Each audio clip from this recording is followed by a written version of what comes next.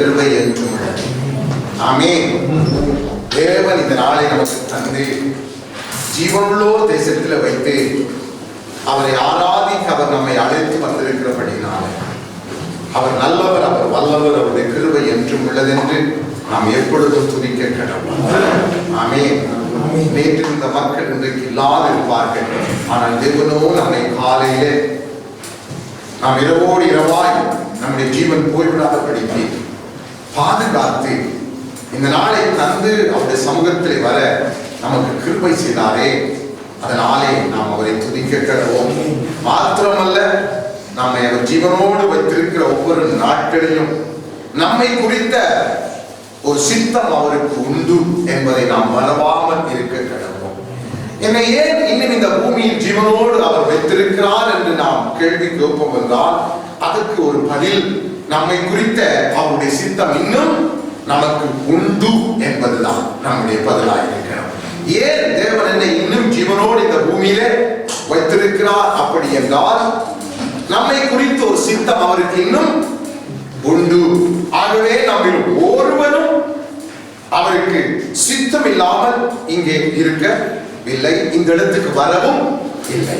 அவருக்கு நம்மை குறித்த ஒரு சித்தம் உண்டு. ஆகவேதான் நான் இந்த பூமியில இன்னும் ஜீவனோடு இருக்கிறேன். இல்லை என்றால் நான் எப்பொழுதோ இந்த பூமியை விட்டு போயிருக்க வேண்டும்.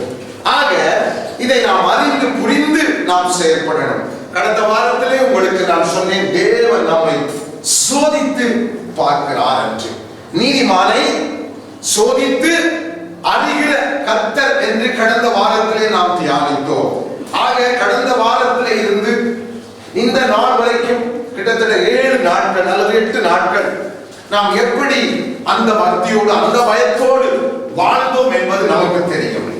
தேவன் நம்மை சோதிக்கிறார் என்ற உணர்வோடு நம்முடைய வாயிலிருந்து புறப்பட்ட வார்த்தைகளும் சரி, அல்லது நம்முடைய நினைவுகளும் சரி, அல்லது நாம் செய்த கிரியைகளும் சரி, தேவன் என்னை சோதித்து பார்க்கிறார்.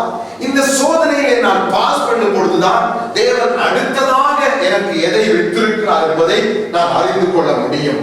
ஆக நான் பாஸ் பண்ணாமல் இந்த சோதனையை நான் கோட்டை விட்டு விட்டால் அல்லது பெயில் பண்ணி விட்டால் நான் இருந்த இடத்தை விட்டு அலங்கி போக போறது இல்லை என்பதை நாம் அறிந்து கொண்டோம். உலக பிரகாரமான சோதனை இந்த பாடசாலைகளிலே நம்மை வகுப்பேற்றும்படியாக வருகிறது போலவே ஆவிக்குரிய அல்லது ஆன்மீக சோதனையும் நமக்கு உண்டு. அதை வேதம் நமக்கு தெளிவாய் சொல்லுகிறது.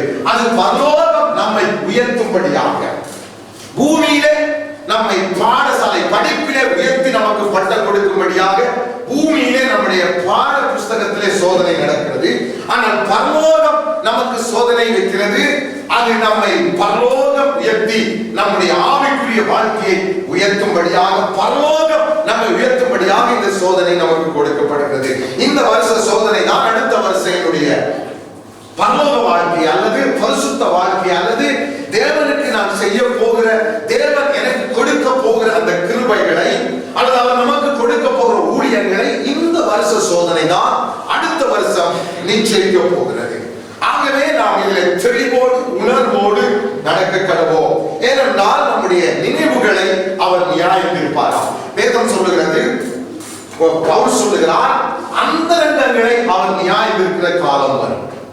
அந்த நாளிலே அவர் மனுஷனுடைய ஒவ்வொரு நினைவுகளையும், நம்முடைய நினைவுகள் மற்றவர்களுக்கு தெரியாது, கூட இருக்கிற மனைவிக்கு கூட தெரியாது, மனைவியுடைய நினைவுகள் கூட இருக்கிற கணவனால கூட புரிந்து கொள்ள முடியாது, யாராலும் அதை புரிந்து கொள்வது கஷ்டம். ஆக நினைவுகளை, அந்தரங்கங்களை அவர் நியாயத்திருப்பாராம். ஆகவே நம்முடைய நினைவுகளை சோதிக்கப்படுகிறோம். அதே போல நம்முடைய பேச்சுக்கள், வேதம் சொல்லுகிறது, மனுஷர் பேசும் வீணான வார்த்தைகள் யாவையை குறித்து நியாயத்திற்கு நாளிலே கணக்கு ஒப்புவிக்க வேண்டும் என்று உங்களுக்கு சொல்லுகிறேன். மனுஷர் பேசும் வீணான வார்த்தைகள் யாவையும் குறித்து. ஆகவே நம்முடைய நினைவுகள், அதே போல நம்முடைய பேச்சுக்களுக்கு நாம் அவருக்கு முன்பதாக நிற்கும் பொழுது கணக்கு ஒப்புவிக்கணும். அதே போல அவனுடைய கிரியைகள், நாம் இந்த பூமியில செய்த காரியங்களுக்கு கணக்கு ஒப்புவிக்க அல்லது பலனை பெற வேதம் சொல்வது நன்மைக்காவது தீமைக்காவது பலன் பெறும்படியாக. அதே போல இயேசுப்பா வெளிப்படுத்தல சொல்லுகிறார், அவனவனுக்குரிய பலன் என்னோடு கூட வர குறித்த முழு காரியங்களும் தேவனிடத்திலே தேவ தூதர்களால் பதிவு செய்யப்பட்டிருக்கிறது. அதை நாம் ஒரு நாளும் மறக்க கூடாது. ஆக நாம் இவைகளிலே சோதிக்கப்படுகிறோம். நம்முடைய நினைவுகள், நம்முடைய பேச்சுக்கள், நம்முடைய அன்றாட கிரியைகள், சிறு காரியமோ பெருகாரியமோ, இவைகளிலே நாம் சோதிக்கப்படுகிறோம். ஆக தேவன் நமக்கு கொடுக்கப்பட்ட இந்த கிருபையின் நாட்களிலே இவைகளை நாம் சரி செய்து கொள்ளணும். வருங்காலம் கொஞ்சம், இன்னும் கொஞ்ச காலம் தான் பூமிக்குண்டு. நாம் ஊழியம் செய்ய காலம் உண்டு. நம்முடைய பிள்ளைகள் ஊழியம் செய்ய ஒருவேளை காலம் இருக்கலாம். பிள்ளைகள் அதாவது நம்முடைய பேர பிள்ளைகள் ஊழியம் செய்ய இந்த பூமி இன்னும் நிலைத்திருக்குமா என்பது ஒரு பெரிய கேள்விக்குறி. நாம் ஊழியம் செய்ய நம்முடைய பிள்ளைகள் செய்யலாம். ஆனால் பிள்ளைகள் நம்முடைய பேர பிள்ளைகள் ஊழியம் செய்ய, தேவனுக்கு ஏதாவது செய்ய காலம் இருக்குமா என்பது பெரிய ஒரு கேள்விக்குறி. ஆக தேவன் இன்றும் என்னை ஜீவனோடு வைத்திருக்கிறார் என்றால் அவருக்காக என்னை சரிப்படுத்த, என் குடும்பத்தை சரிப்படுத்த, அவருக்காக நான் ஏதாவது செய்யணும் என்கிற அந்த நோக்கத்தோடு, ஏதோ எதிர்பார்ப்போடு தான் என்னை இந்த பூமியை வைத்திருக்கிறார். ஏனென்றால் என்னுடைய வேலை வரும் முன்பதாக என்னை அவர் எடுத்துக்கொண்டால், அல்லது என்னுடைய சித்தத்தை நான் நிறைவேற்றி செய்து முடிக்கிறதுக்கு முன்பதாக அவர் என்னை எடுத்துக்கொண்டால், அல்லது நான் என்னை பரிசுத்தப்படுத்தி என் நினைவுகளை, என் பேச்சுக்களை, என்னுடைய கிரியைகளை நான் பரிசுத்தப்படுத்தி அதை சரி செய்வதற்கு முன்பதாக அவர் என்னை எடுத்துக்கொண்டால், நான் எப்படி அவருக்கு முன்பதாக நிற்க முடியும்? காரணம், அவருக்கு முன்பதாக நானும் நீங்களும் நிறுத்தப்படும் பொழுது, ஒவ்வொருத்தரும் நிறுத்தப்படும் பொழுது, யாரும் பக்கத்திலே நமக்காக பேச, நமக்கு நியாயம் சொல்ல, நீ செய்தது சரி, நான் செய்தது சரி, இது என்னுடைய சபை பிள்ளை, அவனுக்கு இறங்குங்க என்று சொல்ல யாரும் இருக்க போறது இல்லை. இதனால நான் பெற்ற பிள்ளை, இவனுக்கு இறங்குங்க என்று சொல்ல நாங்கள் அந்த இடத்துல நிற்க போறது இல்லை. அவன் பவுல் உட்பட எல்லாரும் அவருடைய நியாயாசனத்துக்கு முன்பதாக நிற்கணுமா? நின்று நம்முடைய நினைவுகளை, அந்த ரங்கத்தை அவர் யார் இருக்கிறதுக்காக நம்முடைய நினைவுகளுக்கு கணக்கு கொடுக்கணும். வாயின் பேச்சுக்களுக்கு நாம் கணக்கு கொடுக்கணும். நம்முடைய கிரியைகளுக்கு நாம் கணக்கு கொடுக்கணும். இந்த யோசனையோடு நாம் நடக்க கிடவோம். இந்த உணர்வோடு நாம் நடக்க கிடவோம். பாருங்க, கொரோனா வைரஸை குறித்த உணர்வு நம்ம எல்லாருக்கும் நிறைஞ்சு போய், நம்மை அறியாமலே மாஸ்க் தூக்கி என்ன செய்யணும்? போட்டுக்கொள்றோம். நம்மை அறியாமலே கிளவுஸ் அடிச்சு கொள்றோம். நம்மை அறியாமலே கையை அடிக்கடி சுத்தம் பண்ணி கொள்றோம். நம்மை அறியாமலே எங்கேயாவது தொட்டா வந்துருமோ என்கிற ஒரு பயம் நமக்குள்ள இருக்கிறது. யாரோடையாவது பேசினா, யாருக்காவது பரிசுத்த முத்தம் கொடுத்தால் நமக்கு வந்துருமோ என்கிற பயம். பஸ்ல தொட்டா வந்துருமோ, அதனால் அங்க தொடாத, இஞ்ச தொடாத, அதை தொடாத, இதை தொடாத, கழுவு, துட, சுத்தம் பண்ணு, மருந்தடி என்று சொல்லி பல முறைகளை நாம் கையாளுகிறோம். ஆக அது என்னத்தை காட்டுகிறது என்றால், நாம் கொரோனா வைரஸுக்கு பயப்படுகிறோம். அந்த உணர்வோடு நடக்கிறோம். அதே பயம் தேவனுக்கு இருப்பதில்லை. அதே உணர்வு நாம் தேவனுடைய வழிகளை நடக்க கொடுக்கிறது இல்லை. ஒரு வகையில பார்க்க போனா கொரோனா வைரஸ் எங்களுக்கு தெய்வம் போல மாறிவிட்டது. அதனாலதான் இன்னைக்கு எல்லாரும் பயப்படுறாங்க, எல்லாரும் நடுகிறாங்க. பாருங்க, கொரோனா வைரஸ் காலத்துல நம்ம ஜெபிக்கிறது கலைச்சோடல எவ்வளவு உற்சாகமா எல்லாரும் ஓடி வந்தோம். ஒரு சிலர் தவிர, அவங்க சில பேர் வாரதே இல்லை, துப்புரவா வாரது இல்லை. எவ்வளவு பேர் நிறைஞ்சிருந்துச்சு. கொரோனா வைரஸ் போயிட்டுது, குறைஞ்சிட்டுது, போயிட்டு சொல்ல முடியாது, குறைஞ்சிட்டுது. தேவன் கிருபையாய் நமக்கு மனவிலக்கினார். இப்ப ஜெபிக்கிறதுக்கு நம்மள 3-4 பேர் தான். இதை நான் உட்கார்ந்து யோசிச்சேன். அப்படி என்றால் ஒரு வகையில கொரோனா வைரஸ் வருகிறது நல்லதுதான். ஏன்? அந்த நாட்களில் இருந்த பயம், அந்த நாட்களில் இருந்த பரிசுத்தம், அந்த நாட்களில் இருந்த ஜெபம், அந்த அர்ப்பணிப்பு, அவர் ரத்தத்தால் மூடப்படுறது, குடும்பத்தோட ஜெபிக்கிறது, அந்த பாதத்தில் உட்கார்ந்து இருக்கிறது, எங்கேயாவது ஒரு ஓட்டை கூட வைரஸ் வந்துடுமோ என்று சொல்லி நம்மை ஆராய்ந்து பார்க்கிற அந்த பயம், பக்தி நமக்கு இப்ப இல்லாம போயிட்டு. காரணம், நாம் என்ன நினைக்கிறோம்? தப்பிக்கொண்டோம். ஆக இந்த சோதனையில தேவன் நம்மை சோதித்து பார்க்கிறார். கொரோனா வைரஸ் வாசற்படியில் இருந்து தட்டும் பொழுது நான் என்ன செய்தேன்? அந்த வாசற்படியை விட்டு கடந்து போன என்பதாக நான் எப்படி செய்கிறேன்? இதெல்லாம் ஒரு சோதனை. நமக்கு தேவன் கொடுக்கிற ஒவ்வொரு சந்தர்ப்பங்களும், நீங்கள் கேட்கிற ஒவ்வொரு வார்த்தைகளும் உங்களுக்கு சோதனை. அதுக்கு நீங்க கீழ்ப்படுகிறீர்களா இல்லையா என்பதை தேவன் தம்முடைய வார்த்தைக்கு சோதித்து அறிகிறார். வார்த்தைகள் நமக்கு வருகிற சோதனை, ஒவ்வொரு வார்த்தைகள் நமக்கு வருகிற சோதனை. இப்படித்தான் நாம் நம்முடைய கிறிஸ்தவ வாழ்க்கை எடுத்துக்கொள்ளணும். எனக்கு கொடுக்கப்படுகிற காலங்கள், நேரங்கள் அத்தனையும் நமக்கு ஒரு சோதனை. ஆகவே நான் ஒவ்வொரு சூழலிலும் என்ன செய்கிறேன், எப்படி நடக்கிறேன் என்பதை பரலோகம் இடைவிடாமல் கண்காணித்து நம்மை குறித்த அறிக்கைகளை நமக்கு கொடுத்த தேவதூதர்கள் குறைந்தது 2 பேர் நம்மை குறித்த அறிக்கைகளை, நம்மை குறித்த பஜல்லாவை எழுதி கொண்டே இருக்கிறார்கள். தினமும் நம்மை குறித்த பஜல்லா எழுதப்பட்டு பரலோகத்தில் இருக்கிற பிதாவுக்கு சமர்ப்பிக்கப்படுகிறது. அது எப்பொழுது வெளியிலே வரும்? நாம் அவருக்கு முன்பதாக நிறுத்தப்படுகிற நாளிலே அது வெளியிலே கொண்டு வரப்படும். அப்பொழுது அவனவனுக்குரிய புகழ்ச்சி அதிலே விளங்குவா. அப்போ நாம வாழ்கிற இந்த கிருபையின் காலத்திலே இதெல்லாவற்றையும் சரி செய்து கொள்ளணும். எல்லாம் யோசிச்சு கொள்ளுங்க. கொரோனா வைரஸ் போயிட்டு இருக்கிறோம், அதை விட பெரிய ஆபத்து இந்த பூமிக்கு வரப்போகுது. கொரோனா வைரஸை காட்டிலும் கொடுமையான ஆபத்து இந்த பூமிக்கு வரப்போகிறது. இனி நாம் விளையாடுகிற காலம் இல்லை. தேவ சித்தத்தை நாம் செய்து முடிக்கிற காலத்துக்குள்ளே நாம் வந்துவிட்டோம். ஒருவேளை நாம் 2000 வருஷத்துக்கு முன்பு இருந்திருந்தோமானால் நாம் நம்முடைய இஷ்டப்படி வாழ்கிறதுக்கு கொஞ்சம் காலம் இருந்தது. நாம் நினைத்த காரியங்களை செய்ய, நம்முடைய விருப்பங்களை நிறைவேற்ற, ஆசைப்பட்டதை செய்ய காலம் இருந்தது. இப்பொழுது இருக்கிற காலம் அதுக்குரிய காலம் இல்லை.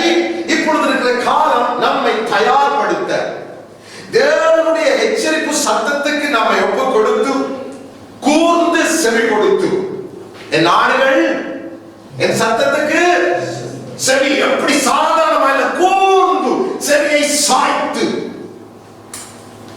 செவியை சாய்த்து. மிருகங்களுக்கு ஒரு பக்குவம் இருக்கிறது. மிருகம் கையால கால புடிச்சு ஆட்ட தேவையில்லை. மிருகம் ஆட்டோமேட்டிக்கா செஞ்சு அது திசை கேட்டா போல என்ன செய்யும், திருப்பி கேட்டு கொள்ளும். நமக்கு நாம என்ன செய்யணும், செவியை திருப்பினா கையால பிடிச்சு நம்ம செவி ஆட்ட முடியாது. கையால பிடிச்சுதான் செவியை கூர்ந்து கவனிக்கணும். ஆடுகளின் சத்தத்துக்கு செவி கொடுக்கும். தன் சத்தத்துக்கு செவி கொடுக்கிற ஆடுகளை அவர் சொல்ல, நான் அறிந்திருக்கிறேன். அவருடைய சத்தத்துக்கு செவி கொடுக்கிற ஆடுகளை அவர் அறிந்திருக்கிறார். ஆக என் ஆடுகளின் சத்தத்துக்கு செவி கொடுக்கும். தேவன் பேசுகிற காரியத்துக்கு கூர்ந்து நாம் செவி கொடுத்து, தேவன் எங்கே இந்த பூமியை இப்பொழுது நடத்தி கொண்டு போகிறார். சங்கார தூதன் உங்கள் வீடுகளை கடந்து போவான். ஆண்டவர் சொன்னார், அவர்கள் வீட்டு வாசலை வரும்பொழுது உங்கள் வாசலிலே ஆட்டுக்குட்டியின் ரத்தம் இருக்கிறதா, நிலைகளில் இருக்கிறதா என்று பார்ப்பான். இருந்தால் அவன் உங்களை விட்டு அதம் பண்ணாமல் கடந்து போவான். பேர் சொல்றது, கர்த்தர் உங்களை விட்டு கடந்து போவான். அந்த ரத்தம் யார் வீட்டுல இல்லையோ அந்த வீடு அதம் பண்ணப்படும். ஆக இனி வரும் காலங்களில் இதை போல அல்ல, இதை விட கொடிதான காரியங்கள் நடக்க போகிறது. ஆபத்துகள் வரப்போகிறது. லூக்கா 21 ஆண்டவர் சொல்லுகிறார் 36, இனி சம்பவிக்க போகிற இப்படிப்பட்ட பலத்த கொடிய காரியங்களுக்கு நானும் நீங்களும் தப்பி, தேவனுடைய நோக்கம் என்ன, எங்களை தப்புவிக்கிறது, எங்களை தப்புவிக்கிறது. நம்மை சாகடிப்பது அல்ல, நம்மை தப்புவிக்கிறது. அது மாத்திரமல்ல, வெளிப்படுத்தல சொல்லுகிறார், இந்த பூமியை சோதிக்கும்படியாக பூச்சக்கரத்தின் மேல் வருகிற சோதனையிலிருந்து உங்களை நான் பாதுகாக்கும்படி. அப்போ இந்த பூமி முழுவதிலும் வரப்போகிற சோதனை, அதுல இருந்து நம்மை அவர் பாதுகாக்கணும். இன்னொன்று சொல்லுகிறார், நம்மை தப்புவிக்கணும். பேதுரு சொல்லுகிறார், நீதிமானை சோதனை நின்று ரட்சிக்கிற தேவன். அப்போ நம்மை ரட்சிப்பதுதான் தேவனுடைய நோக்கம். எப்படி அவர் ரட்சிக்க முடியுமா? நான் தேவனோடு இணைந்திருந்தால் மாத்திரமே. அப்போ தேவன் கடைசி நாளில் என்ன செய்வாரா? எடுத்துக்கொள்வோம் சகதியாக, அவர் என்ன செய்ய போகிறார், நாம் என்ன காலத்தில் இருக்கிறோம் என்பதை நாம் அறிந்து புரிந்து செயல்படணும்.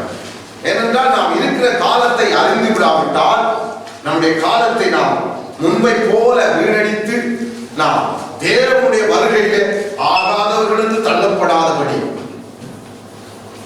சகரியா 13:8-9 வாசிக்கின்றோம். 1102 பக்கம், என்று சகரியா 13:8-9 வாசிக்க கேட்போம். தேசம் எங்கும் சம்பவிக்கும் காரியம் என்னென்றால், அதில் இருக்கிற 2 பங்கு மனுஷர் சங்கரிக்கப்பட்டு மாண்டு போவார்கள்.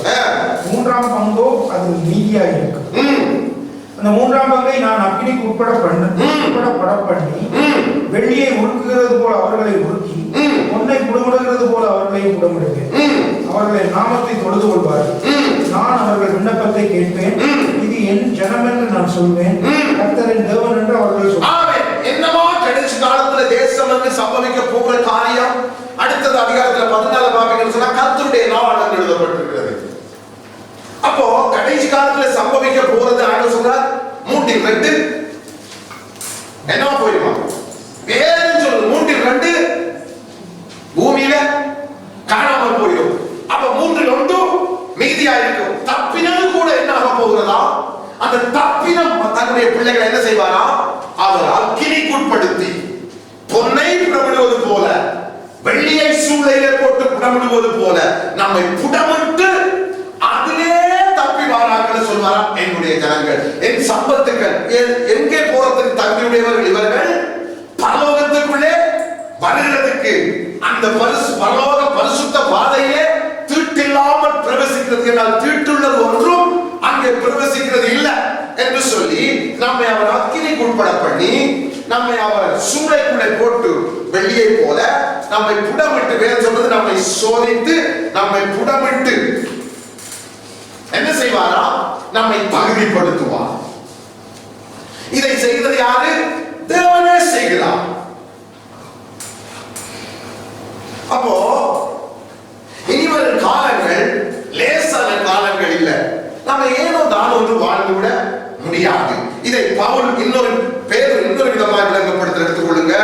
பேதுரு எழுதின 2ஆம் நிருபத்தில 3வது அதிகாரம் 2 பேதுரு 3வது அதிகாரம் 325வது பக்கத்துல 10வது வசனத்தை 11 வாசிக்க கேட்போம். 11, 12 3 வசனங்களை வாசிக்க கேட்போம். கர்த்தருடைய நாள் இரவிலே திருடன் வருகிற விதமாய் வரும். அப்பொழுது வானங்கள் மடமட என்று அகன்று போகும், பூதங்கள் வெந்து உருகி போகும், பூமியும் அதில் உள்ள கிரியைகளும் எரிந்து. இதெல்லாம் சாதாரணமான காரியம் இல்லை. வானங்கள் என்ன செய்வோம்? மடமடவென்று அகன்று போகும். அதே போல பூதங்கள் பூமி என்ன செய்வோம்? வெந்து உருகி போகும். பூமியினுடைய கிரியைகளெல்லாம் என்ன செய்வோம்? எரிந்து அழிந்து போகும். இப்படிப்பட்ட சம்பவங்கள் நம்மை சுற்றி நடக்குமாயிருந்தால் இவைகளில் இருந்து நானும் நீங்களும் எந்த தேவனுடைய பிள்ளையும் தப்பித்துக் கொள்ள வேண்டும் என்றால் நல்லா புரிந்து கொள்ளுங்க. வானம் மடமடவென்று விலகி போகுது. பூமி என்றால் பூதம்னா பூமி வெந்து உருகி போக போகுது. அதில் உள்ள கிரியைகள் எல்லாம் என்ன செய்ய போகுதா? அழிந்து போக போகுது. எப்படிப்பட்டவைகள்? இப்படி இவைகளெல்லாம் அழிந்து போகிறதா இருக்கிறபடி வாசிங்க 11. இப்படி இவைகளெல்லாம் அழிந்து போகிறதா இருக்கிறபடியா நீங்கள் எப்படிப்பட்ட பரிசுத்த நடக்கையும் தேவபக்தியும் உள்ளவர்களாக இருக்க வேண்டும். தேவனுடைய நாள் சீக்கிரமாய் வரும்படிக்கு மிகுந்த ஆவலோட காத்திருக்கு. இந்த நாளில் வானங்கள் வெந்தழிந்து பூதங்கள் எழுந்து உருகி போகும். அவருடைய வாக்குத்தத்தத்தின்படி நீதி வாசமாய் இருக்கும். புதிய வானங்களும் புதிய பூமியும் உண்டாகும் என்று காத்திருக்கு. இனி வரும் காலங்கள் சாதாரணமான காலம் அல்ல. சாதாரணமான இந்த கொரோனா வைரஸ் காலம் அல்ல. இனி வரும் காலங்கள் நாங்க பார்த்து கொண்டிருக்க வானம் மடமடமண்டு விலகி போகும். பூமி வெந்து உருகும். பூமியில் உள்ள கிரியைகள் எல்லாம் என்ன செய்வோம்? எரிந்து அழிந்து போகும். இந்த காலத்திலே நானும் நீயும் அவனுக்கு முன்பதாக பாத்திரவான்களாய் நிற்கணும் என்றால் எப்படிப்பட்ட பரிசுத்த நடக்கையும் 11வது வசனம் தேவ பக்தியும் உள்ளவர்களாய் இருக்க வேண்டும் என்பதை நாம சிந்தித்து பார்க்கும்படியாக இன்றைக்கு ஆண்டவர் நம்மோடு பேசுகிறார். இப்படிப்பட்ட சம்பவங்கள் இந்த பூமியில் நடக்க போகுது. அப்போ இனி இந்த பூமியில நான் வாழ்கிறதுக்கு ஒரு நோக்கம் தான் உண்டு. நல்லா புரிஞ்சுக்கொள்ள, பணம் சேர்க்க அல்ல, வீடு கட்ட அல்ல, மாடி கட்ட அல்ல, அதை சாட்சியாக நான் சொல்ல அல்ல, கர்த்தர் அது கொடுத்தார் இது கொடுத்தார் என்று நான் அதை சாட்சி சொல்ல அல்லது அதை யூடியூப்ல போட்டு அதை பலர் பார்த்து அதிலே மகிழ்ச்சி அடைய அல்ல. இனி கொடுக்கப்பட்ட காலம் என்னை தயார்படுத்த, என் குடும்பத்தை தயார்படுத்த, அவர் வருகிறதுக்கு முன்பதாக அவர் எனக்கு வைத்த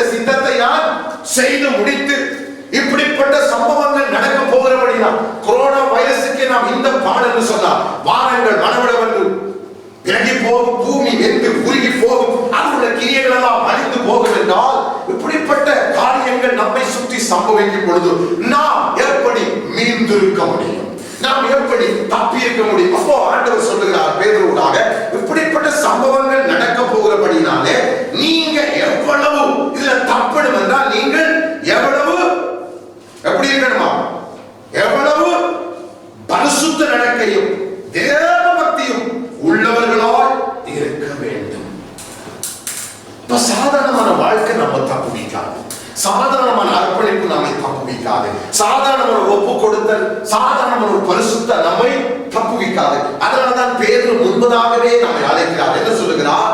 அவர் பரிசுத்தராய் இருக்கிறது போல உங்கள் நடக்கைகள் எல்லாம் பரிசுத்தராய் இருங்கள். உங்களை அழைத்தவர் பரிசுத்தர், ஆகையால் பரிசுத்தராய் இருங்கள். மாத்திரமல்ல, அவர் பரிசுத்தராய் இருக்கிறது போல உங்கள் நடக்கைகள் எல்லாம் பரிசுத்தராய் இருங்கள். நாம் மனுஷனுக்கு முன்பதாக நம்மை பரிசுத்தமாய் காட்டிக்கொள்ள முயற்சிக்கிறோம், வாஞ்சிக்கிறோம். அதை தவறு நான் சொல்லவில்லை. ஆனால் மனுஷர் அறிய முடியாத நம்முடைய உள்ளாத பகுதிகளை, காரணம் காலையில் சொன்னேன், ஒரு விபச்சார ஒரு ஸ்திரீயை, ஒரு பெண்ணை இச்சையோடு பார்க்கிறவர் தன் உள்ளத்தை அவளோடு மத்தேயு 5:28 ஒரு பெண்ணை இச்சையோடு பார்க்கிறவர் தன் உள்ளத்தில் விபச்சாரம் செய்து ஆயிற்று. அதே போலவே அதை திருப்பி நீங்க போட்டா, ஒரு ஆணை இச்சையோடு பார்க்கிற பெண் அவனோடு விபச்சாரம் செய்து ஆயிற்று. நல்லா நம்ம புரிஞ்சு கொள்ளணும். ஒரு பெண்ணை இச்சையோடு பார்க்கிறான், தன் உள்ளத்துல விபச்சாரம் செய்துட்டானா, அதே போல ஒரு ஆணை இச்சையோடு பார்க்கிற பெண் தன் உள்ளத்திலே விபச்சாரம் செய்துட்டார். ஆகவே இவர்கள் விபச்சாரக்காரர் என்கிற பாவத்திலே தள்ளப்பட்டு இவர்கள் இந்த காலத்திலே வானமும் பூமியும் வெந்து உருகி போற காலத்திலே காணப்படாமல், வேதம் சொல்றது அதன் கிரியைகள், பூமியும் அதில் உள்ள கிரியைகளும் எரிந்து அழிந்து போகும். இவைகளில் எல்லாம் நான் நீங்களும் தப்பி இருக்கணும் என்றால் வேதம் எப்படிப்பட்ட பக்தி நமக்கு வேணும், எப்படிப்பட்ட பரிசுத்தம் எனக்கு வேணும். அதுதான் அவர் பரிசுத்தமாக இருக்கிறது போல நம்ம தரத்தில் உள்ள பரிசுத்தம் அல்ல, நாம நமக்கு வைத்துக் கொண்ட பரிசுத்த அந்த எல்லையாக தேவன் விரும்புகிற பரிசுத்தம், அவர் எதிர்பார்க்கிற பரிசுத்தம், அவருடைய வேதத்தின்படி வந்த பரிசுத்தம், நம்முடைய பரிசுத்தம் அல்ல. நம்ம நீதி நியாயங்களில் வந்த பரிசுத்தம் அல்ல. நான் பாடுகிறது போல, என்னுடைய நீதி அழுக்கான கந்தை, என்னுடைய நியாயங்கள் அழுக்கான கந்தை, என்னுடைய பரிசுத்தம் உமக்கும்பதான அழுக்கான கந்தை. உண்மையான பரிசுத்தம் உம்முடைய வார்த்தையால் வருகிற பரிசுத்தமே பரிசுத்தம். என் நியாயம், என் நீதி, என்னுடைய கணிப்புகள், வேதம் சொல்வது அழுக்கான கந்தை. அப்போ நாம் எப்படிப்பட்ட பக்தியும் பரிசுத்த நடவடிக்கை உள்ளவர்களால் இருக்கணும் என்று பேதுரு நமக்கு புத்தி சொல்லுகிறார். பிரியமானவர்களே, இப்படிப்பட்ட காரியங்கள் சம்பவிக்க போகிறபடினால், இப்படிப்பட்ட அதிர்ச்சியான, உங்களால் தாங்க முடியாத ஊழியக்காரனுடைய சாட்சியை சொன்னார். தேவன் அவரை ஆவிக்குள்ளாக்கி ஏசப்பா சொன்னாரா, பிதா உன்னோடு பேச விரும்புகிறார். எல்லாருக்கும் இது ஒரு ஆசை. திடீரென்று ஒரு கை தன்னை உயர்த்திட்டு தன்னுடைய ஆவியை, சரீரம் இங்கே இருக்கிறது, ஆவியை தூக்கி கொண்டு போயிட்டு பரலோகத்துக்கு கொண்டு போனால் பிதா உன்னோடு பேச விரும்புகிறார். இவருக்கு பெரிய வாஞ்சை, ஏசப்பா என்னோட பேசுகிறார், சொற்பனங்கள் தரிசனங்கள் ஆவியில வர்ற என்னோட பேசுறேன், நான் ஆவியில அவரை பார்க்கிறேன். அப்போ ஏசப்பா முன்னுக்கு நின்று கொண்டிருக்கிறார், நீங்க நின்று கொண்டிருக்கிறார், நடுவில் ஏசப்பா நின்று கொண்டிருக்கிறார். இப்ப இவருக்கு ஒரு பெரிய ஆவல், சந்தோஷம். ஏசப்போட முகத்துல பார்த்தா கிருபை, இரக்கம், அன்பு அப்படியே வளைஞ்சு வளைஞ்சு ஓடுது. அதுல இருக்க தனக்கு அவ்வளவு ஒரு பிரியம், சந்தோஷம், மகிழ்ச்சி, கொள்ளை கொள்ளாத ஒரு அன்பு. திடீரென்று ஏசப்பா அந்த நிலையை விட்டு விலகின உடனே சொல்லுகிறார், பிதாவை நான் பார்க்கவில்லை, அக்கினி பிழம்பை பார்த்தேன். அந்த அக்கினியை பார்த்த உடனே தன்னால் சகிக்க முடியாமல் தான் வீரிட்டு கத்தி குளறி, நான் சாகிறேன் என்று இயேசுவே சத்தமிட்ட உடனே மறுபடியும் இயேசப்பா வந்து கொடுத்திருந்தாரா. நின்ற உடனே தன் யாருக்குள்ளே கண்ணை திறந்து பார்த்தான். அனைவரும் இந்த கிருபை, இரக்கம், பயம் வழிகிறதா. அப்ப இயேசப்பா சொன்னாரா, என் பிதாவை காண்கிறவர் உயிரோடு ஜீவனோடு இந்த சர்வத்தோடு யாரும் பார்க்க முடியாது. ஆவியிலையும் அவருடைய மகிமையை இந்த முழுமையா பார்க்க முடியாது. அவரை பார்க்கணும் என்றால் நானே வழி, நானே சத்தியம், அவர் சொல்லுகிறார். என்னால் சகிக்க முடியாது. என் ஆவி கூட அந்த மறிச்சிருக்கும். சர்வத்தில் இல்ல, ஆவியில் தான் கொண்டு போகப்பட்டார். என் ஆவி கூட அந்த உக்கிரகத்தை பொறுக்காம, இதுதான் யோவான் சொல்ற வெளிப்படுத்தல. செத்தவரை போல விழுந்தேன், என்னால பார்க்க முடியல. யோவான் சொல்ற என்னால அவரை தரிசிக்க முடியல. யாரை? இயேசுவாவை. அவருடைய மகிமையோடு பேசுவாரா இருந்தா சாதாரணமாக மனுஷனை போல வந்து கிரியோனை சந்தித்தது போல கிரியோனை முதுகுல தட்டி பராக்கிரமசாலியே, கிரியோனை முதுகுல தட்டி பராக்கிரமசாலியை கர்த்தரோடு கூட இருக்கிறார். சாதாரணமா பேசுறார். ஆபிரகாமோட வந்து பேசுறான். ஒவ்வொரு பரிசுத்தவானோட வந்து அவர் சாதாரணமாய் பேசுகிறதை நாம் பார்க்கிறோம். ஒரு மனிதனை போல, ஒரு தூதனை போல. ஆனால் அவருடைய மகிமையை நம்மால பார்க்க முடியாது. இயேசுவை பார்த்த யோவானே என்ன செய்தார்? செத்தவரை போல விழுந்து அவர்களை தூக்கி விட்டான். எனக்குள்ள மீண்டும் உயிர் வந்தது. இப்பொழுது பிதாவை அவர் சொன்னார், அக்கினி பிழம்பு. என்னால பார்க்க முடியல, சகிக்க முடியல, வீரிட்டு கத்தினேன், இயேசுவே என்றேன். அவ்வளவுதான். நடுவிலிருந்து விலகி போன இயேசு நடுவில் வந்தான். அதன் பின்புதான் எனக்கு மீண்டும் ஜீவன் வந்தது. அந்த உக்கிரகத்தை என்னால் பொறுக்க முடியல. இசைக்கேல் சொல்றார், ஆவியின் உக்கிரகத்தை என்னால் பொறுக்க முடியல. அதே போலதான் தானியேல் சொல்றார், தரிசனங்களை பார்த்ததுல நான் வியாதிப்பட்டு போனேன், நம்மால முடியாது. அப்படிப்பட்ட தேவன் இந்த பூமிக்கு வரும் பொழுது இந்த பூமியில் என்ன சம்பவிக்கும்? கொரோனா வைரஸ் அல்ல இது. கொரோனா வைரஸ் பல மடங்கு ஆபத்துக்கள் இந்த பூமிக்கு வரப்போகிறது. இவைகளை எல்லாம் வேற சொல்லுது நாம தப்பி நிக்கணும் என்றால் லூக்கா 27:36 சொல்லுது, நீங்க விழித்திருந்து ஜெபம் பண்ணுங்க. பேதுரு சொல்றார், நீங்கள் எப்படிப்பட்ட பக்தி இருக்கணும், எப்படிப்பட்ட பரிசுத்த நடவடிக்கை இருக்கணும். நல்லா புரிஞ்சு கொள்ளுங்க. இந்த பக்தியையும் இந்த பரிசுத்த நடவடிக்கை நமக்குள்ளே கொண்டு வருகிறது ஆண்டவர். எந்த மனுஷனையும் பிரகாசிக்க பண்ணுகிற மெய்யான ஒளி நம்முடைய ஆண்டவராகிய இயேசு கிறிஸ்து.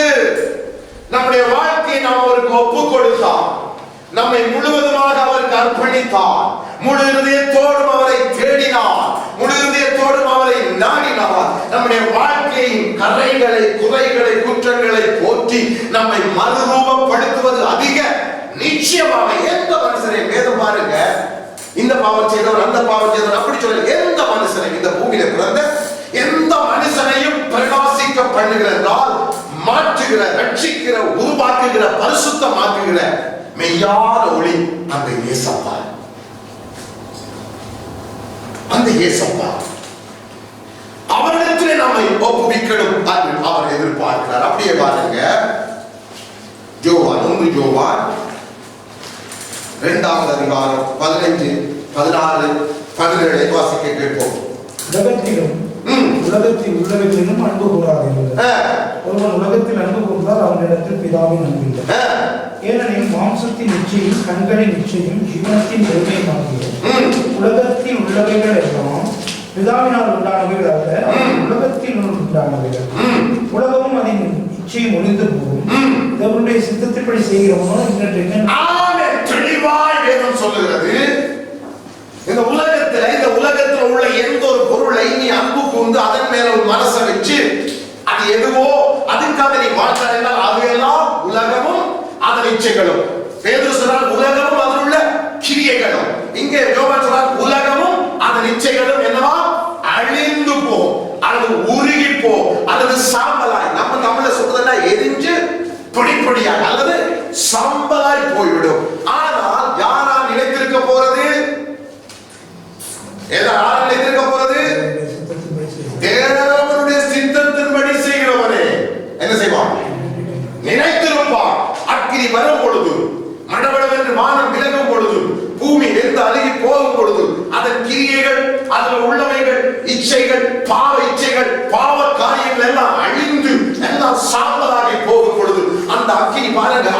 உலகத்தின் மேல் அப்படியே ஊற்றி எரிக்கப்படும் பொழுது எல்லாம் பற்றி எரிகிறது போல இருக்கும். ஆனா தேவனுடைய சித்தத்தின்படி செய்தவரை, தேவனுடைய சித்தத்தின்படி வாழ்ந்தவரை, தேவனுடைய சித்தத்துக்கு அவருடைய வார்த்தைக்கு தன்னை ஒப்புக் கொடுத்தவரை அந்த அக்கினி என்ன செய்ய முடியாது? எரிக்க முடியாது. அந்த அக்கினியில இருந்து அவன் பொன்னை போல என்ன செய்வான்? வெளியே வருவான். சாம்பல் இருக்க போய் தட்டி பார்த்தீங்கன்னு சொன்னா தேவ சித்தத்தின்படி செய்தவர் உயிரோடு எழுப்புவான். அவனை அந்த அக்கினி பற்றுவதில்லை. அப்படிப்பட்ட காலம் வரப்போகிறது. அப்போ நான் இதுக்கெல்லாம் தப்பணும். வரப்போகிற ஆபத்துகளுக்கு, இக்கட்டுகளுக்கு, இந்த பூமியில் நடக்க போற சம்பவங்களுக்கு நான் தப்பணும், நான் நீந்திருக்கணும், நான் பாதுகாக்கப்படணும். இதை நான் சாம்பலாய் போய்விடக் கூடாது என்று சொன்னால் நான் என்ன செய்யணும்? அவருடைய சித்தத்தின்படி, அதுதான் அவருடைய வார்த்தை. ஆவியின் சிந்தை என்னவா? ஜீவனும் சமாதானம். மாம்ச சிந்தை என்னவா? மரணம். காலை இந்த பாட்டை பாட்டாங்க, நல்லா விட்டுருந்தேன். ஆவியின் சிந்தை ஜீவனும் சமாதானம், மாம்ச சிந்தை மரணம். இது ரோமர் 8ஆம் அதிகாரத்தில் சொல்லப்பட்டிருக்கு. ஏன் இதை சொல்லுகிறேன்? நாம் ஒவ்வொரு சூழலிலும் ஆவியிலே முடிவெடுக்கும் பொழுது, அதாவது அவருடைய வார்த்தையின்படி காரியங்களை முடிவெடுக்கும் போது அங்கே ஜீவனும் சமாதானமும் வந்துடும். ஒவ்வொரு காரியங்களுக்கு நாம் மாம்சத்திலே முடிவெடுக்கும் பொழுது அங்கே என்ன வந்துடும்? நமக்குள்ளே சஞ்சலம், அதை ஏற்றுவது ஆவிக்குரிய மரணம், நமக்குள்ளே கசப்பு, நமக்குள்ளே பிரிவினை, நமக்குள்ளே பகை. எதனால நாம் எடுக்கிற முடிவு எதன்படி எடுக்கிறோம்? மாம்சத்தில் எடுக்கிறோம். அதனாலேதான் தேவன் நம்மிடத்துல வரும் பொழுது தம்முடைய வார்த்தையை பார்க்கிறார். நம்மை அவர் அக்கினிக்குள்ள போடும் பொழுது நமக்குள்ள வார்த்தை இருக்கிறதா? அந்த வார்த்தை இருந்தால் தான் நான் அதுல இருந்து தப்பி வர முடியும். கடந்த வாரத்தில் சொன்னேன், நம்மை நோக்கி பிரச்சனைகள் வந்தால், குறைகள் குற்றங்கள் வந்தால் நாம் எப்படி கையாளணும்? ஆகவே தேவனே அதை நமக்கு அனுப்புவார். நாம் எப்படி அதை கையாளுகிறோம்? அப்பொழுது நாம் என்ன செய்யணும்? வார்த்தை நமக்குள்ள இருந்தா அதை அப்படியே மன்னிச்சு என்ன செய்யுங்க? மறந்துடுங்க. எனக்கு எதிராக பேசினவன் எதிரே வரும் பொழுது, என்னை குறை கூறின குற்றச்சாட்டு எதிரே வரும் பொழுது ஆண்டவர் சொன்னார், என்னை எதிர்கொள்கிற சத்துருக்களுக்கு முன்பதாக ஒரு பந்தியை. இப்ப டேனி என்ன குறையா பேசிட்டான் வச்சுக்கொள்ளுவோம், எனக்கு அது வந்துட்டு அது ப்ரூவ். இப்ப நான் டேனியை பார்க்கும் பொழுது ஆண்டவர் என்னை டேனியோடு உட்கார பண்ணுவார். ஒரு மேசையில உட்கார்ந்து டீ குடிங்கன்னு சொல்லுவார். அவனை நான் நேசிக்கணும், அவனோட டீ குடிக்கணும், அவனை கட்டி அணைச்சு முத்தம் கொடுக்கணும். இதுதான் தேவனுடைய வார்த்தை. என்னை எதிர்கொள்கிற சத்துருக்களுக்கு முன்பதாக தேவன் ஒரு பந்தியை ஆயத்தப்படுத்தி என் தலையை, இப்போ நான் டேனி எனக்கு விரோதமாக பேசி டேனியோட உட்கார்ந்து டேனியை கட்டி முத்தம் கொடுத்து டேனியோட கபை குடிச்சு பேசி எப்படி இருக்கிறீங்க விசாரிச்சுட்டு உள்ளத்திலிருந்து நான் செய்துட்டு போவதாக தான் சொன்னான், உன் தலையில் என்னை நான் அபிஷேகம் பண்ணுவான். என்னை எதிர்கொள்கிற சத்துருக்களுக்கு முன்பதாக. ஆக தேவன் நீ யாரெல்லாம் சத்துரு நினைக்கிறாயோ அவர்களுக்கு முன்பதாக உன்னை கொண்டு போகணும். நீ அவர்களோடு பேச, அவர்களை மன்னிக்க, அவர்களோடு பழக, அவர்களோடு டீ குடிக்க, அவர்கள் உட்கார்ந்து பேச நீ ஒரு நாளும் பின்னடிக்கவே கூடாது. அப்போ நீ அந்த சோதனையை ஜெயித்துட்டாய். உனக்குள்ளே தேவனுடைய வார்த்தை இருக்கிறது. என்ன வார்த்தை? உங்கள் சத்துருக்களை, உங்களுக்கு தெரியும் மத்தேயு 5 உங்கள் சத்துருக்களை சிநேகியுங்கள், உங்களை சபிக்கிறவர்களை ஆசீர்வதியுங்கள், உங்களை நிந்தித்து துன்பப்படுத்துறவர்களுக்காக என்ன செய்யுங்க? ஜெபம் பண்ணுங்க, ஆசீர்வதித்து ஜெபம் பண்ணுங்க. இது தேவனுடைய வார்த்தை. இந்த வார்த்தையின்படி நான் செய்தால் நான் பிழைப்பேன். இந்த வார்த்தையின்படி செய்யாமல் நான் மாம்சத்தின்படி செய்தால் டேனியை கண்டோடனே டேனிக்கு எனக்கு மேல வரும், வாக்குவாதம் வரும், பிரச்சனை வரும், பேசக்கூடாத வார்த்தைகள் வாயில் வந்துடும், கைகலப்பும் வந்துடும். இது தேவனை சத்துருவாகிய சாத்தான் தூசிக்கிறதுக்கு ஏதுவாய் போயிடும். ஏன் தாவீதுக்கு நாத்தான் பேர் என்ன சொன்னார்? நீ செய்த காரியம் என்னவாய் போனது? சத்துருக்கள் தூசிக்க இடம் கொடுத்தபடியினான். தாவீது உன் பிள்ளை சாவான். நீ செய்த காரியம் தெளிவாக்கப்பட்டது. சத்துருக்கள் தூசிக்க. அப்போ நாம செய்கிற காரியம் சத்துரு தூசிக்கவே கூடாது. நம்ம வாயில நான் உங்களில் ஒருவரை தூசிக்கிறேன் என்றால், நான் ஊழியக்காரனாலும் என்னுடைய நாக்கு சாத்தானுடைய ஒரு கருவியாய் மாறிவிட்டது என்றால் தெளிவாயிருக்கும் பிள்ளைகளே, தெளிவாயிருக்கும். யாரை நான் உங்களை யாராவது தூசிக்கிறேன், உங்களை யாராவது குற்றம் சாட்டி, உங்களை யாராவது குறை கூறி உங்கள் மேல் அமட்டமான பழியை சுமத்துகிறது, தூசிக்கிறது தூசிக்கிறது. அப்படி என்றால் என் நாவிலே சாத்தான் தங்கி இருக்கிறான் என்று அர்த்தம். உங்கள் நாவிலே யாரையாவது தூசிக்கிறதுக்கு உங்கள் வாய் துணிந்து விட்டதனால் உங்கள் நாவை சாத்தான் பிடித்து விட்டால் நீங்க வார்த்தையிலிருந்து தவறி விழுந்து விட்டீர்கள் என்று அர்த்தம். ஆக மனுஷன் பேசும் வீணான வார்த்தைகள் யாவை குறித்து கடைசி நாளிலே கணக்கு ஒப்புவிக்க வேண்டும் என்கிற வார்த்தை பட்டயம் போல எனக்கு நேராக வரும் பொழுது அது என்னை வெட்டி போடும். ஆக நான் கர்த்தருக்கு முன்னால் நிற்கும் பொழுது நான் வீணான வார்த்தைகள் நாளை குற்றவாளியாய் தீர்க்கப்பட கூடாது. அப்ப நாம் என்ன செய்யணும்? என் வாயிலே தூசிக்கிறதுக்கு யாரையும் யாரையும் என் நாவில நான் என்ன செய்யக்கூடாது? என்ன செய்யக்கூடாது? தூசிக்கவே கூடாது. அதை தேவன் அனுமதிக்கிறார்.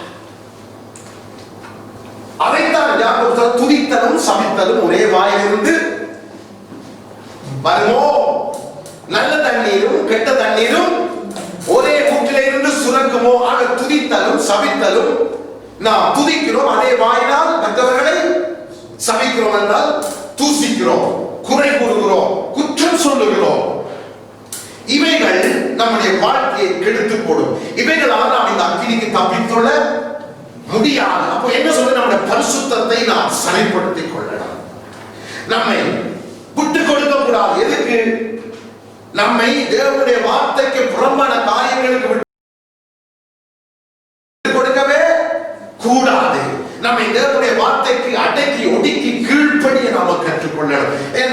எப்படிப்பட்ட பக்தி உங்களுக்கு இருக்கணும், எப்படிப்பட்ட பரிசுத்த நடவடிக்கை உங்களுக்கு இருக்கணும் என்பதை நீங்க சிந்தித்து நடந்து கொள்ளுங்கள் பிள்ளைகளே என்று கடைசி காலத்தை குறித்து பேதுரு சொல்லுகிறார். அதே போல யோவான் சொல்லுகிறார். இப்பொழுது இயேசு என்ன சொன்னார் என்பதை பார்ப்போம். நாம் எடுத்துக்கொள்வோம். மத்தையும் எடுத்துக்கொள்ளுங்க.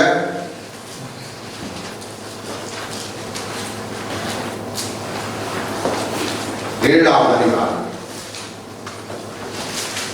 21-22 வாசிக்க கேட்போம். 7:21-22. பரலோகத்தில் இருக்கிற பிதாவின் சித்தத்தின்படி செய்கிறவனே பரலோக ராஜ்யத்தில் பிரவேசிப்பான் அல்லாமல் என்னை நோக்கி கர்த்தாவே கர்த்தாவே என்று சொல்லுகிறவன் அதை பிரவேசிப்பதில்லை. ஆனால் அனைவரும் என்னை போதும். ஆண்டவர் யோவான் எழுதுகிறார், உலகமும் அதன் இச்சைகள் என்னவா அழிந்து போகும், அவருடைய சித்தத்தின்படி செய்கிறவனே இந்த பூமியில தப்பி இருப்பான். இதுதான் பேதுரு சொல்லுகிறார். எங்க தப்பி இருக்கிறதுக்கு? பூமியில தப்பி இருக்கிறதுக்கு. எதன்படி செய்கிறவன்? அவருடைய சித்தத்தின்படி, அவருடைய வார்த்தையின்படி செய்கிறவனே இந்த பூமியில வரப்போகிற கேட்டுக்கு, வரப்போற ஆபத்துக்கு என்ன செய்வான்? தப்பி இருப்பான். இன்று வைரஸ்ல தப்புறதுக்கு அநேக ஆலோசனைகள் உலகம் முழுவதும் கொடுக்கப்படுகிறது. இந்த ஆலோசனைகள் தேவனுடைய பிள்ளைகளுக்கு அல்ல, உலகத்தாருக்குரிய ஆலோசனைகள். சட்டத்தின்படி நாம் இவைகளை அணிந்து கொள்ளுகிறோம். ஆனால் மீண்டும் மீண்டும் சொல்லுகிறேன், உங்கள் உள்ளத்தை நீங்கள் கர்த்தருக்கு விரோதமாய் திருப்பிடாதீங்க. எப்படி? இப்ப நீங்க உதாரணத்துக்கு மாஸ்க் போட மறந்துட்டீங்க. ஐயோ, மாஸ்க் போடாம வெளியே போயிட்டு வந்துட்டு தொத்திட்டு தெரியாது, வந்துட்டு தெரியாது. இதுதான் பாவம். ஏன்? மாஸ்க் அந்த இடத்துல எனக்கு என்னவா போயிட்டு விக்கிரகமா போயிட்டு. அப்போ மாஸ்கிலே அல்ல என்னுடைய பாதுகாப்பு. நல்லா புரிஞ்சு கொள்ளுங்க. அது உலகத்தாருக்கு. அல்லது கை கிடவுசில என்னுடைய பாதுகாப்பு அது உலகத்தாருக்கு. நல்லா புரிஞ்சு கொள்ளுங்க. அல்லது இந்த கையை அடிக்கடி சுத்தப்படுத்துகிறோமே, எத்தனையோ சுத்தங்களை செய்கிறோமே, இதிலே அல்ல என்னுடைய பாதுகாப்பு. அது உலகத்தாருக்கு. நாம் இவைகளை செய்தாலும், மாஸ்க் அணிந்திருந்தாலும், கிளவுஸ் போட்டிருந்தாலும், நல்லா புரிஞ்சு கொள்ளுங்க, என் உள்ளம் என்னை குற்றவாளியாக இருக்க கூடாது. என்னுடைய நம்பிக்கை அவர் மேல மாத்திரம்தான். இதை நம்முடைய உள்ளம் சொல்லணும். எப்படி நீங்க அறிஞ்சு கொள்ளலாம்? மாஸ்கை போடா வெளியே போயிட்டு வந்து நீங்க சொன்னா உங்களுக்கு பயம் வந்துட்டா அர்த்தம் நீங்க மாஸ்கை தான் நம்பி இருக்கீங்க. மாஸ்க் போடா போயிட்டு வந்தாலும் பரவாயில்லை, மாஸ்க் என்ன பாதுகாக்குது? கர்த்தரே பாதுகாக்கிறார். ஒருவேளை கைக்கு மருந்து போடா வெளியே போயிட்டீங்க, போயிட்டு பஸ்ல போயிட்டு எல்லாம் செய்துட்டு வந்துட்டீங்க, வந்து ஐயோ எங்கெல்லாம் தொட்டு போட்டு வந்தோம், இப்ப கையை வெட்டி இருக்கவா? கையால வெட்டி இருக்கிறதா? இல்ல, யோசிச்சு பாருங்க. வீட்டை வந்தவங்க என்ன சொல்லுவாங்க? மனைவிமா எல்லாம் கலட்டி போடுங்கப்பா, எல்லாத்தையும் கலட்டி போடுங்க அப்படின்னா ஆளு உள்ளவர். உடுப்பை கலட்டி போடுவாருன்னா ஆளு கூட, அது உடுப்பை விட டேஞ்சர் ஆறு உள்ள வாரல. உங்களுக்கு உழைச்சி கொண்டு வராரு, சாபம் வாங்கிட்டு காவிட்டு வராரு, அவரையும் வெளியே போடு. அப்போ இது ஒரு சோதனை. நல்லா புரிஞ்சு கொள்ளுங்க. நமக்கு கொரோனா வைரஸ் தெய்வம் அல்ல. இந்தியாவில் கேரளாவில் என்ன செஞ்சாங்க? நேற்று கோயில் கட்டிட்டாங்க. கொரோனா தேவி, அதுக்கு என்ன பேர்? கொரோனா தேவி. எப்படின்னா அம்மை வந்த உடனே என்ன செய்தார்களா? அம்மைக்கு ஒரு கோயிலை கட்டி அதை வழிபட ஆரம்பித்தார்களாம். இப்போ கொரோனாவும் உலகத்தை கட்டுப்படுத்துறபடினால கொரோனா தேவி என்று சொல்லி ஒரு கோயிலை கட்டி அதை உடன் திறந்து அதுக்கு நியாயம் சொல்லி இருக்கிறார். அப்போ நமக்கு கொரோனா தேவி அல்ல, நமக்கு தேவனே என்றென்றைக்கும் தெய்வமாக இருக்கிறார். நம்முடைய ரட்சகரே என்றென்றைக்கும் நமக்காக யுத்தம் பண்ணுகிறவராய், நமக்கும் கொரோனாவுக்கு நடுவில் நின்று கொண்டிருக்கிறது நம்முடைய ஆண்டவராகிய இயேசு கிறிஸ்து. அவருடைய ரத்தம், அவருடைய வார்த்தை என்பதை நாம் மறக்கவே கூடாது. நம்ம பிள்ளைகளுக்கு சொல்லிக் கொடுக்கணும், நீ இதை போட்டால் உனக்கு பாதுகாப்பு ஏசப்பா, அவருடைய ரத்தம், அவருடைய வார்த்தை தான் தவிர வேற ஒன்றுமே இல்லை. உன்னை தாக்கணும் என்றால் என்ன வழியிலும் தாக்கும். உடுப்பக்கல்வி வெளியே போடலாம், கவசக்கல்வி வெளியே போடலாம். ஆள் என்ன செய்யற? இப்ப புருஷன் என்ன செய்ய போறீங்க? நீங்களும் வந்துடாதீங்க கொரோனா என்று சொல்ல முடியுமா? இல்ல. அப்ப நம்ம யோசித்து பார்க்கணும், நம்முடைய நம்பிக்கை, நம்முடைய பாதுகாப்பு நம்முடைய தேவனாகிய கர்த்தர் மேலதான். இவைகளை இருக்கக்கூடாது. போட்டுக்கொள்ளுங்க, அணிந்து கொள்ளுங்க சட்டத்துக்கு. ஆனா உள்ளத்தில் சொல்ல கர்த்தாவே நீதானப்பா என் பாதுகாப்பு. அதனால நான் மாஸ்கை துதிக்க மாட்டேன், கை கிளவுஸை துதிக்க மாட்டேன், அல்லது கிருமி கொள்ளுகிற மருந்தை துதிக்க மாட்டேன். நல்ல ஒரு ஊழியக்காரர் நேற்று புலம்புகிறார், அதை எடுத்து அவர் வீடியோ கொடுத்து, நல்ல ஊழியக்காரர் கடிந்து பிரசங்கிக்கிறவர் புலம்புகிறார். இந்த கொரோனா வந்ததெல்லாம் வந்துச்சு, எல்லாரையும் ஒரு ஆட்டம் மாட்டிட்டு. அதெல்லாம் பார்க்கும் பொழுது ஆவியார் உங்களுக்குள்ள இருந்தா நிச்சயமாய் அதை உங்களுக்கு உணர்த்துவார். இவர்கள் எதை நம்பி இருக்கிறார்கள்? இவர்கள் எதை நம்பி இருக்கிறார்கள்? வேதம் சொல்லுகிறது, நம்முடைய ஜீவனை தம்முடைய கரத்திலே வைத்திருக்கிறார். யாரு கொரோனாவை வச்சிருக்கு? உலகத்துக்கு, உலகத்தின் ஜீவனை கையில் வச்சிருக்கிறது யாரு? கொரோனா. நமக்கோ நம்முடைய ஜீவனை கையில் வச்சிருக்கிறது யாரு? நம்முடைய ஆண்டவர், நம்முடைய தெய்வம். வேதம் சொல்றது தம்முடைய ஜீவனை, தம்முடைய ஜீவ சுவாசத்தை, உன்னுடைய ஜீவ சுவாசத்தை தன் கையில வைத்திருக்கிற கர்த்தரை நீர் மறந்ததினால நீ தள்ளப்பட்டீங்க. யாருக்கு சொல்லப்பட்டது? பாபிலோன் ராஜாவுக்கு. யாரால சொல்லப்பட்டது? நேபுகாத்நேச்சரால. தானியேலால. நேபுகாத்நேச்சருக்கு தானியேலால சொல்லப்பட்டவர். உன்னுடைய ஜீவ சுவாசத்தை தன் கையில வைத்திருக்கிறவரை நீர் மறந்தீர். உமக்கு ஆளுகை தந்தவரை நீர் மறந்து, அதனாலே தள்ளப்பட்டீர். ஆக நமக்கு தெரியணும், நம்முடைய ஜீவ சுவாசம் கர்த்தருடைய கரத்துல இருக்கிறது. அதனால இதை குறித்து நம்ம சிந்திக்க, நம்முடைய நேரத்தை செலவழிக்க கூடாது. இதற்கு நாம் வணக்கத்தையும் வந்தனங்களையும் பெருமதிப்பையும் எதற்கு கொரோனாவுக்கு கொடுத்து அதை குறித்து பேசி அதையே ஆண்டவர் வார்த்தையை குறித்து பேசி வார்த்தையை தியானிங்க இருக்கும் போது, படுக்கும் போது, எழுக்கும் போது, உண்ணும் போது, வேலை செய்யும் பொழுது, வழி நடக்கும் போது எதை குறித்து பேசுங்க? எதை குறித்து பேசுங்க? உபாகமத்தில் சொன்னார் எதை குறித்து? வார்த்தையை குறித்து.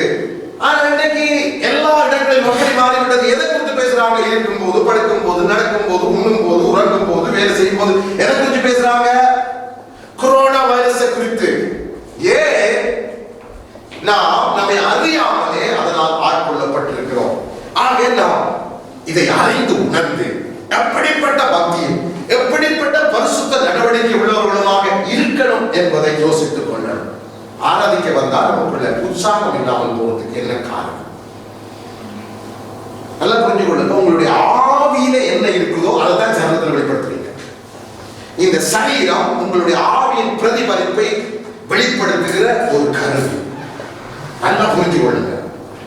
உங்கள் சரீரம் உங்கள் ஆவியில என்ன இருக்குதோ அதை வெளிப்படுத்துகிற ஒரு கருவி. உங்கள் ஆவியில என்ன இருக்குது சொல்லுதோ அதை தான் நீங்க செய்வீங்க. குறை பேசு என்று ஆவி சொன்னா நீங்க மண்ணமரண்டு மற்றவர்கள் என்ன செய்வீங்க? தூசிப்பீங்க, குறை பேசுவீங்க. ஆக ஆவியில நல்லா புரிஞ்சு கொள்ளுங்க. கர்த்தர் இணைந்திருந்தார். கர்த்தரோடு சேர்ந்திருக்கிறவன் அவருடைய ஒரே ஆவியாய் இருக்கிறார். ஆவியில கர்த்தர் இணைந்திருந்தார். உங்கள் ஆவியில கர்த்தருடைய வார்த்தை இருந்தால் உங்களை அறியாமல் உள்ளால உற்சாகம் வரும். அந்த உற்சாகம் உங்களை சும்மா இருக்க விடாது. என்ன செய்யும்? கையை தட்டு, காலத்துக்கு பாடு, சத்தமா பாடு, துதி, நன்றி சொல்லு. ஏனென்றால் ஆவியில் அது இருக்குது. அந்த ஆவி உந்தித்தான் சரீரம் செய்யுது. ஏன்னா இந்த சரீரம் ஆவி சொல்றதை செய்யறதுக்கு தான். அதாவது நம்முடைய விருப்பு வெறுப்புகளை வெளிப்படுத்துகிற ஒரு கருவிதான் இந்த சரீரம். நல்லா யோசிச்சு பாரு.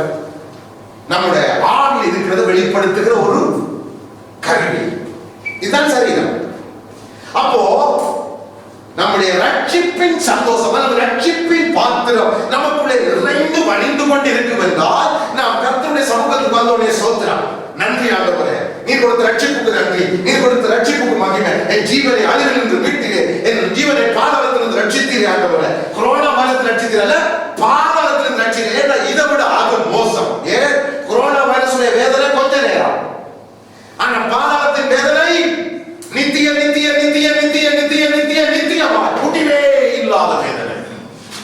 பாதாளத்தின் வேதனை முடிவே இல்லாத வேதனை. கொரோனா வைரஸ் என்ற வேதனை கொஞ்ச நேரம். ஏன்? சரீரத்துலதான் அது தாக்குது.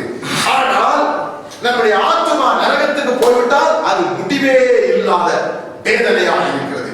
அதனால நாம் சரியாய் புரிந்து கொள்ளணும். எது? தேவனின் ஜீவனை அழிவில் நின்று மீட்டதினால நான் தேவ சமூகத்துக்கு வரும் பொழுது என்னுடைய உள்ளம் வேறொரு ரட்சிப்பின் பாத்திரத்தை எடுத்துக்கொண்டு உண்மை நான் என்ன செய்வேன்? தொழுது கொள்ளுவேன். அப்போ இந்த ரட்சிப்பின் பாத்திரத்துல நீங்க நன்றுள்ள இதயத்தோடு சமாதானத்தோடு சபைக்குள்ள பூர்வீங்களா இருந்தா நீங்க ஆராதனை தோன்ற முதலே உங்களோட வாயில வந்துடும். துதிக்கிறோம் ஆண்டவரே, சோத்திரம் ஆண்டவரே, நன்றி ஆண்டவரே, உமக்கு நன்றி ஆண்டவரே. உங்களை அறியாமல் உங்களோட வாயில என்ன வந்துடும். அப்போ வழி நடத்துறவர் வந்து மைக் எடுத்து அவர் காரியங்களை சொல்லி மியூசிக்க போட துவங்கினோடனே உங்களை அறியாமல் உங்களுடைய ஆவிலிருந்து வெளிப்படுற அந்த சந்தோஷம், அந்த எழுச்சி உங்கள் கைகள், கால்கள், வாய்கள் எல்லாம் வேலை செய்ய ஆரம்பிச்சது. ஏனென்றால் உங்களோட ஆவில நடந்து உள்ளத்துல இருந்து புறப்பட்டு வருகிற துதி, உள்ளத்துல இருந்து புறப்பட்டு வருகிற நன்றி, உள்ளத்துல இருந்து புறப்பட்டு வருகிற அந்த மகிழ்ச்சி, அதை அடக்கவே முடியாது. அதை அடக்கவே முடியாது. அது துள்ளிக்கொண்டு வெளியே வருகிறது. வயிற்றுக்குள்ள இருக்கிற குழந்தை துள்ளத்தான் செய்யும். அதை நீங்க அடக்க முடியாது. அது துள்ளத்தான் செய்யும். அது வெளியில தெரியும் சொல்லி துள்ளுது துள்ளுது. நம்ம பாட்டு பாடுவோம், என்ன துள்ளுதையா என்று பாடுவோம், வாய் மட்டும் பாடும், ஆனா உள்ளம் செத்து போயிருக்கும். அப்போ நம்ம யோசிக்கணும், என் உள்ளத்துல வார்த்தைகள் காணாது. என் உள்ளத்துல நம்ம பாடணும் அல்லவா? எது? உன் வார்த்தைகளை நம்புவதா என் உள்ளத்துல என்ன வருதுதான் பாடணும் அல்லவா? எனக்கு சந்தோஷம் வருகிறது, உள்ளமெல்லாம் மகிழுதையா உன் வசனம் நம்புவதா. அப்போ உன்னுடைய வசனம் எனக்குள்ள இருந்தால் என் உள்ளமெல்லாம் என்ன செய்யும்? மகிழும், சந்தோஷப்படும். அப்போ நாம நம்முடைய உள்ளத்தை ஆராய்ந்து பார்க்கணும். என்னுடைய ஆராதனைகளை ஆராய்ந்து பார்க்கணும். என்னுடைய துதி சோஸ்திரங்களை ஆராய்ந்து பார்க்கணும். உண்மையாகவே ரட்சிப்பின் பாத்திரம் எனக்குள்ளே நிறைந்து வருகிறதா? தாவீது சொன்னது போல இந்த ரட்சிப்பின் பாத்திரம், இந்த ரட்சிப்பின் அனுபவம், இந்த ரட்சிப்பின் சந்தோஷம், இந்த ரட்சிப்பின் மகிழ்ச்சி, அதற்குரிய நன்றி, அவர் செய்த இந்த கிருபைக்கு நான் செலுத்துகிற அந்த நன்றி, துதி, சோத்திரம், எனக்குள்ள இருக்கிறதா என்று நாம் ஆராய்ந்து பார்க்கணும். இது இருந்தா நீங்க ஆராதனை நேரத்துல மட்டுமல்ல, நீங்க எந்த நேரத்திலையும் அவரை துதிக்க உங்களால் முடியும், அவரை சோஸ்தரிக்க உங்களால் முடியும். ஏனென்றால் என் ஜீவனை படுகுழியில் நின்று மீட்டீரே, என் ஜீவனை பாதாள குழியிலிருந்து தூக்கி எடுத்தீரே, என் ஜீவனை நரக குழியிலிருந்து தூக்கி எடுத்தீரே ஆண்டவரே. ஆக இதற்கு நான் நன்றி சொல்லி முடிவே இல்லை, நன்றி சொல்லி முடிக்கவே முடியாது. இங்கே பார்க்கிறோம், ஆண்டவர் சொல்லுகிறார், என்னை நோக்கி கர்த்தாவே கர்த்தாவே என்று சொல்லுகிறவன் பிதாவின் ராஜ்யத்துல பிரவேசிக்கிறது இல்லை. அங்கே பார்ப்போம் யோவானில, என் சித்தத்தின்படி செய்கிறவர்களே வரப்போற அழிவிலிருந்து யோவான் தலைவர் சொன்னார், எல்லாம் அழிஞ்சுப்போம். உலகம், அதில் உள்ள இச்சைகள், நீங்க பார்க்கிறது, நீங்க அனுபவிக்கிறது, நீங்க சேர்த்து வைக்கிறது, நீங்க ஆசை ஆசையா கட்டினது, ஆசை ஆசையா வாங்கினது, ஆசை ஆசையா சேர்த்தது எல்லாமே என்ன செய்வான்? அழிந்து போ. தேவனுடைய சித்தத்தின்படி செய்கிறவரே நிலைத்திருப்பான் என்று இந்த பூமியிலே நாம் நிலைத்திருக்க வழியை யோவான் சொல்லுகிறார். இதிலே மத்தேயுவிலே ஆண்டவர் சொல்லுகிறார், என்ன சொல்லுகிறார்? அவரை நோக்கி கர்த்தாவே கர்த்தாவே கர்த்தாவே. அப்படி என்றால் நாம் என்ன சொல்லுகிறோம்? ஆண்டவரை பார்த்து காலையிலே மாறி இந்த தானே சொல்றோம். ஜெபிக்கும் போது கர்த்தாவே, ஆண்டவர் சொல்றாரு என்னை நோக்கி கூப்பிடு. இப்ப இதுல இவன் என்ன செய்யறான்? கர்த்தாவே கர்த்தாவே. அப்படி என்றால் அவன் கர்த்தர் என்ன செய்யறான்? கூப்பிடுறான். ஆண்டவர் சொல்ற என்னை நோக்கி கூப்பிடுறான்னு சொன்னா என்ன சொல்லுறான்? என்னை நோக்கி கூப்பிடுறவன் கர்த்தாவே கர்த்தாவே சொல்றான். ஜெபிக்கிறவன் அற்புத அதிசயங்களை பெற்றுக்கொள்றோம். தன் வாயில் எப்ப பார்த்தாலும் கர்த்தர் கர்த்தர் எனக்கு அது செய்தார், கர்த்தர் எனக்கு இது செய்தார், கர்த்தர் அப்படி செய்தார் இப்படி செய்தார் என்று சொல்லி அற்புத அதிசயங்களை பேசுறான். அப்ப கர்த்தாவே கர்த்தாவே என்று சொல்றான். பாருங்க, நமக்கு விகற்பமா இருக்கு. கர்த்தாவே கர்த்தாவே என்று சொல்லுகிறவன் என் ராஜ்யத்துல. அப்படி என்றால் இந்த பூமியில நம்முடைய வாயில நாம் செய்த அநேக காரியங்கள் தேவனை மகிமைப்படுத்துவது போல காணப்பட்டாலும் தெளிவாக வேதம் சொல்வது, அவருடைய சித்தத்தின்படி செய்கிறவன் மாத்திரம் அவருடைய ராஜ்யத்தில் பிரவேசிப்பான். அப்போ அவருடைய சித்தத்தின்படி செய்கிறோம். இது எதை குறிக்கிறது? நாம் செய்கிற ஊழியத்தை குறிக்கிறது. அவர் எனக்கு என்ன ஊழியத்தை வைத்திருக்கிறாரோ, அவர் எனக்கு எதை செய்ய என் உள்ளத்திலே அவர் கொடுத்திருக்கிறாரோ, எதை எனக்கென்று அவர் வெளிப்படுத்தியிருக்கிறாரோ, அல்லது எதை எதற்கென்று என்னை கொடுத்திருக்கிறாரோ, எந்த விருப்பத்தை நோக்கங்களை என் உள்ளத்திலே தேவன் கொடுத்திருக்கிறாரோ அதை நான் செய்து முடிக்கணும். அப்படின்னா தேவன் எனக்கு வைத்த ஊழியத்தை நான் செய்து முடித்தால் மாத்திரமே அவருடைய ராஜ்யத்தில் பிரவேசிக்க முடியும்.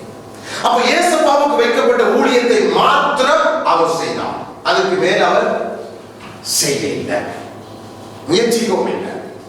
தனக்கு என்ன ஊழியம் தன்னை குறித்து எழுதப்பட்டதோ, தன்னை குறித்து எழுதி வைக்கப்பட்டதோ அதை செய்யவே நான் வந்தேன். அப்போ நம்மை குறித்து தேவன் வைத்திருக்கிற ஊழிய நோக்கத்தை மாத்திரம் நாம் நிறைவேற்றி முடிக்கணும். நாம் விரும்புகிறதை நாம் செய்யக்கூடாது. எனக்கு நலமாய் தோன்றுகிறதை செய்யக்கூடாது. வேதம் சொல்றது அது நலமாய் தோன்றும். மனுஷனுக்கு நலமாய் தோன்றுகிற வழிகள் உண்டு, ஆனால் அதன் முடிவு மரணம். அப்போ நமக்கு நலமாய் தோன்றுகிறது அல்லது நான் விரும்புகிறது, இப்படி செய்தால் நலமாய் இருக்கும் என்று செய்கிற ஊழியங்கள், அது ஊழியமாக இருந்தாலும் அதை தேவன் அங்கீகரித்து என்னை பரலோகத்துக்குள்ளே கொண்டு போக மாட்டார். நல்லா புரிஞ்சு கொள்ளுங்க. தேவன் அவருடைய சித்தம் எனக்கு அவர் எண்ணத்தை வைத்திருக்கிறார். என்னை கொண்டு என்ன செய்ய அவர் சித்தமாக இருக்கிறார். நான் என்ன செய்யணும்? கதிர் எடுக்கிறதா தேவ சித்தமா? கதிர் எடுக்கிறது நினைச்சிருக்கணும். நல்லா புரிஞ்சு கொள்ளுங்க. கிளீன் பண்ணிவிடுறதா தேவ சித்தமா? அது எனக்கு கொடுத்த ஊழியம். அதனால பிரசங்கம் பண்ணினவருக்கு ஒரு பலனும், கதிரை அடைக்கிறவருக்கு கிளீன் பண்ணவருக்கு ஒரு பலன் கொடுப்பதில்லை. இவருக்கு என்ன பலனோ அதுவே அவனுக்கு. வேதம் சொல்லுகிறது, தீர்க்கதரிசிக்கு தண்ணி கொடுக்கிறவர் என்ன பலன் அடைவாராம்? தீர்க்கதரிசி பலன். அப்ப தீர்க்க தரிசனம் சொல்றவனை தான் நம்ம பெருசா காணுவோம். அவனுக்கு கப்பில தண்ணி கொடுத்தவனை யாராவது எடுத்து கொடுப்பாங்களா? யூடியூப்ல போடுவாங்களா? அவங்களை யாருக்கு அவருக்கு தெரியுமா? ஆண்டவர் சொன்னா, தீர்க்கதரிசி என்ற நாமத்தின் நிமித்தம் அவனுக்கு ஒரு கப் தண்ணி கொடுத்தவர் தீர்க்கதரிசிக்கு அவர் என்ன பலன் கொடுப்பாரோ அதையே அவனுக்கு கொடுத்துருவார். யோசிச்சு பாருங்க தேவனுடைய நீதியை. தேவனுடைய நீதியை பாருங்க. சிலர் முந்தினோர் பிந்தினோரா இருப்பாங்க. தீர்க்கதரிசி லிஸ்ட்ல முதலாவதுல இருப்பாங்க. தண்ணி கொடுத்தவரை கொண்டு போய் ஆண்டவருக்கு வச்சிருவாங்க.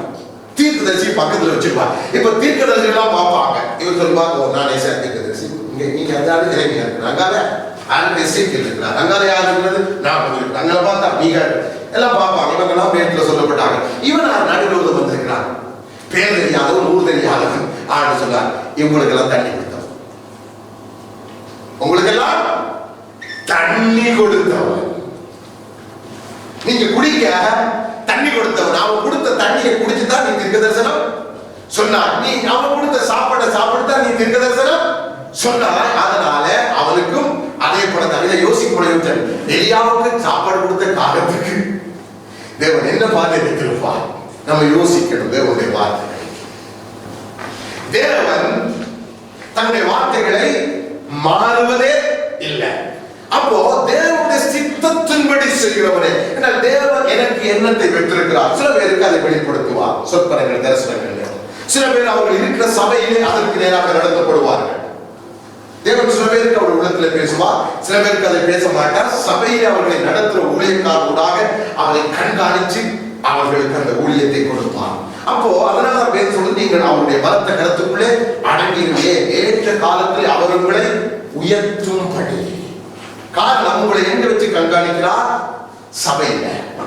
அப்போ ஒரு சபையில உருவாக்கப்படுற ஒரு பிள்ளையை குறிச்சு அந்த சபையை நடத்துறவர் முதலாவது சாட்சி கொடுக்கணும். சாட்சி கொடுக்கணும், இவன் இந்த ஊழியத்தை செய்ய தகுதியுடையவன், இவன் இந்த ஊழியத்தை செய்ய தகுதியுடையவன். நாம் அவர்கள் சாட்சி கொடுக்காமல் நானாக ஒரு ஊழியத்துக்கு போய்விட்டால் அது தேவனால் வந்த ஊழியம் அல்ல, அது என்னுடைய இஷ்டப்படி நான் செய்ய வேண்டும் என்று செய்கிற ஒரு ஊழியமாக இருக்கும். வேத வார்த்தையின்படி உங்களுக்கு சொல்லுகிறேன். அதனால அதற்கு நாம் ஊழியம் என்று பெயர் வைத்து அதனால நாம் பரலோகத்துக்குள்ள நுழைந்து கொள்ளலாம் என்று எதிர்பார்க்க கூடாது. தேவனே எனக்கு நீ என்ன ஊழியத்தை வைத்திருக்கிறேன், இதை நாம் கேட்கணும். உங்களோட பேசுவார் அல்லது ஒரு ஊழியக்காரருக்கு அதை அவர் காண்பிப்பார். இவர்களுக்கு என்ன ஊழியம், அதனால அவர் உங்களை வெற்றி பயிற்சி கொடுக்கிற இடம்தான் சபை. நாம் மாத்திரம் நம்முடைய பிள்ளைகள், நம்முடைய பிள்ளைகளை நாம் தயார்படுத்தணும். ஏன் நாம் நமக்கு பிறகு நம்முடைய பிள்ளைகள் தேவனை ஆராதிக்கணும், தேவனுக்கு ஊழியம் செய்து தேவ சித்தத்தை செய்து முடிக்கணும். வேறொரு நோக்கம் நமக்கு இருக்கவே கூடாது.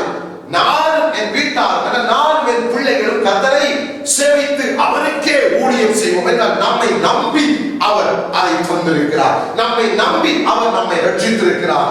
நம்மை ரட்சித்ததுக்கு அவர் கவலைப்படாதபடியே இவனை ரட்சித்ததை காட்டிலும் இன்னொருவனை நான் ரட்சித்திருந்தார், இவனுக்கு கொடுத்த கிருபைகளை இன்னொருவனுக்கு கொடுத்திருந்தார், ஒருவேளை அவன் இதை விட அதிகமாய் செய்திருப்பானோ என்று சொல்லி தேவன் சிந்திக்கிற அளவுக்கு நம்முடைய வாழ்க்கை அமைந்து விடக் கூடாது. அதனால தேவனே நான் என்ன ஊழியம் செய்யணும், அதுக்கு என்ன நான் ஒப்புக் கொடுக்கிறேன், அதுக்கு என்ன நான் தயார்படுத்த.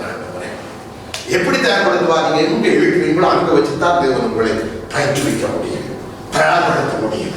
அந்தந்த காலம் அந்தந்த நேரம் வரும் பொழுது தேவன் அந்தந்த ஊழியத்திலே உங்களை நியமிப்பார். ஆக அடுத்த வருஷம் தேவன் ஒரு ஊழியத்தில் நியமிக்கணும்னா இந்த வருஷம் முழுவதும் உங்களை சோதிப்பார்.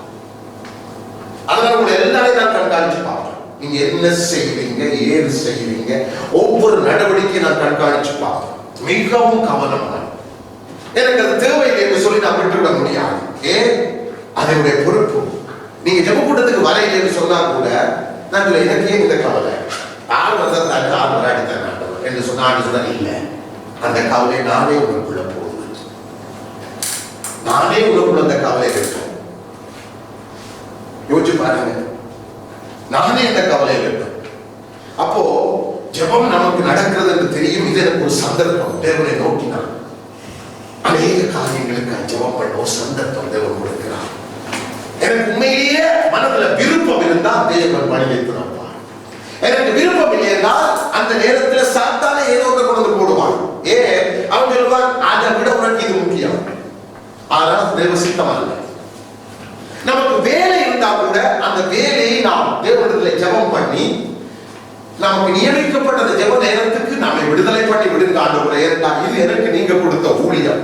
10 ஜெபத்துல ஏதோ ஒன்றுக்கு நான் ஜெபம் பண்ணி விட்டாலும் ஆண்டவரே உம்முடைய சித்தத்தை நான் நிறைவேற்றினேன் ஆண்டவரே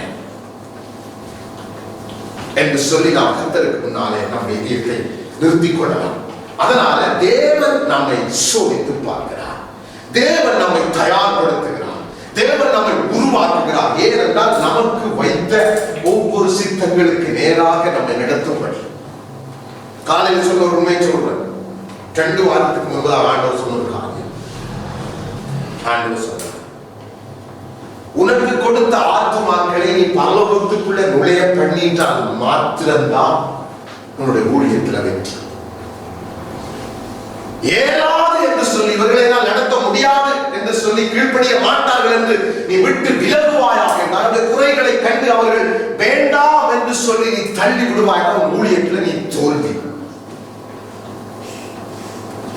அதுக்காக உன்னை நான் குற்றவாளியை தீர்க்க போறதில்லை. ஆனால் நீ ஊழியத்தில் வெற்றி கொள்ளலாம். ஏன்னா உனக்கு மகிமை, உனக்கு கிரீடம், உன்னாலே ஆதாயப்படுத்தப்பட்ட ஆத்துமாக்கள் பரலோகத்திலே காணப்படும் பொழுது பவுல் சொன்னதை ஞாபகப்படுத்தினார். பவுல் என்ன சொல்றார்? எங்களுக்கு மகிமையே எங்களுக்கு கிரீடம் யாரு? நீங்க தான். அந்த ரகசியத்தை சொல்றார். ஏன் பவுல் அப்படி சொல்றார்? பரலோகத்துக்குள்ளே நீங்கள் நான் நுழையும் பொழுது, பிரியமானவர்களை கவனித்துக் கொள்ளுங்க, நுழையும் பொழுது நம்மால் ஆதாயப்படுத்தப்பட்ட ஆத்துமாக்களை தான் கர்த்தர் நம்மிடத்திலே கொண்டு வந்து நிறுத்தி, இவன் தான் உன்னுடைய கிரீடம். இதைத்தான் பவுல் சொன்னார். அர்த்தத்தை நம்மால புரிந்து கொள்ள முடியல. நீங்க தான் எங்களுக்கு கிரீடம் என்று சொன்னார். நீங்க தான் எங்கள் மகிழ்ச்சி.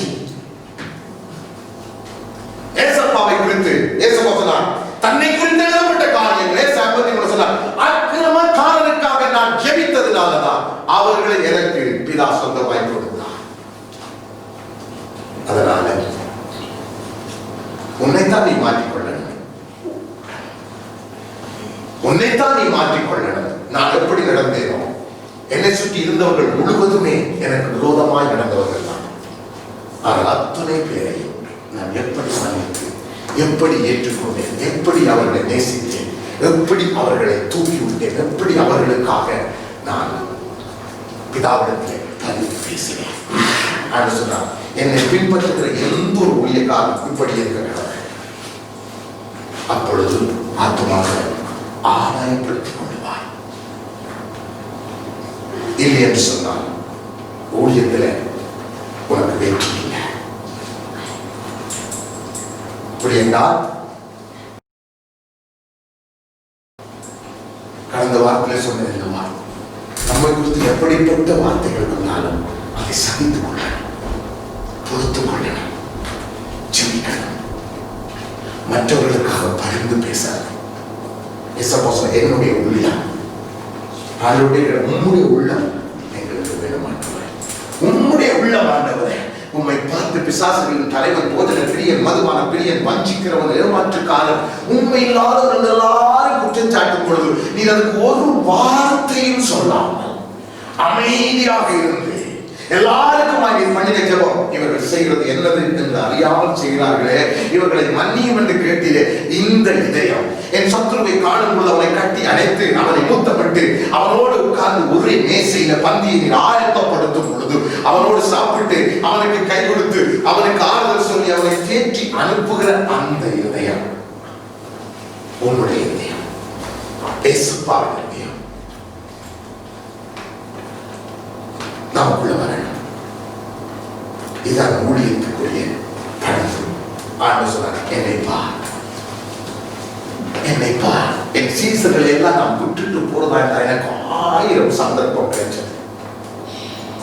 விட்டு போயிருக்கலாம், எல்லா சீசர்களும் என்ன செய்திருக்கலாம், ஓடுதலும் சரியில்லை என்று சொல்லி எல்லாரையும் விட்டுட்டு போயிருக்கலாம். ஆனாலும் நான் அப்படி போகாமல் அவர்களுக்காக நான் என்னை பலியாக்கினேன், அவர்களுக்காக என்னை நான் ஒப்புக் கொடுத்தேன், அவர்களுக்காக என்னை நான் அர்ப்பணித்தேன். அவருடைய நிந்தை என் மேல் வரட்டும் என்று சொன்னேன், அவருடைய பரியாசம் என் மேல் வரட்டும் என்று சொன்னேன். அவர்களுக்காக என்னை நான் அர்ப்பணித்ததினால், அவர்களுக்காக நான் பிதாவிடத்தில் பிதாவே என்று கூப்பிட்டு வேண்டிக் கொண்டபடினால், ஏசாயா 53வது அதிகாரம் வாசிங்க. அதை வாசித்தா சில வேளை நமக்கு நன்றாக இருக்கு. மேசாயா 53.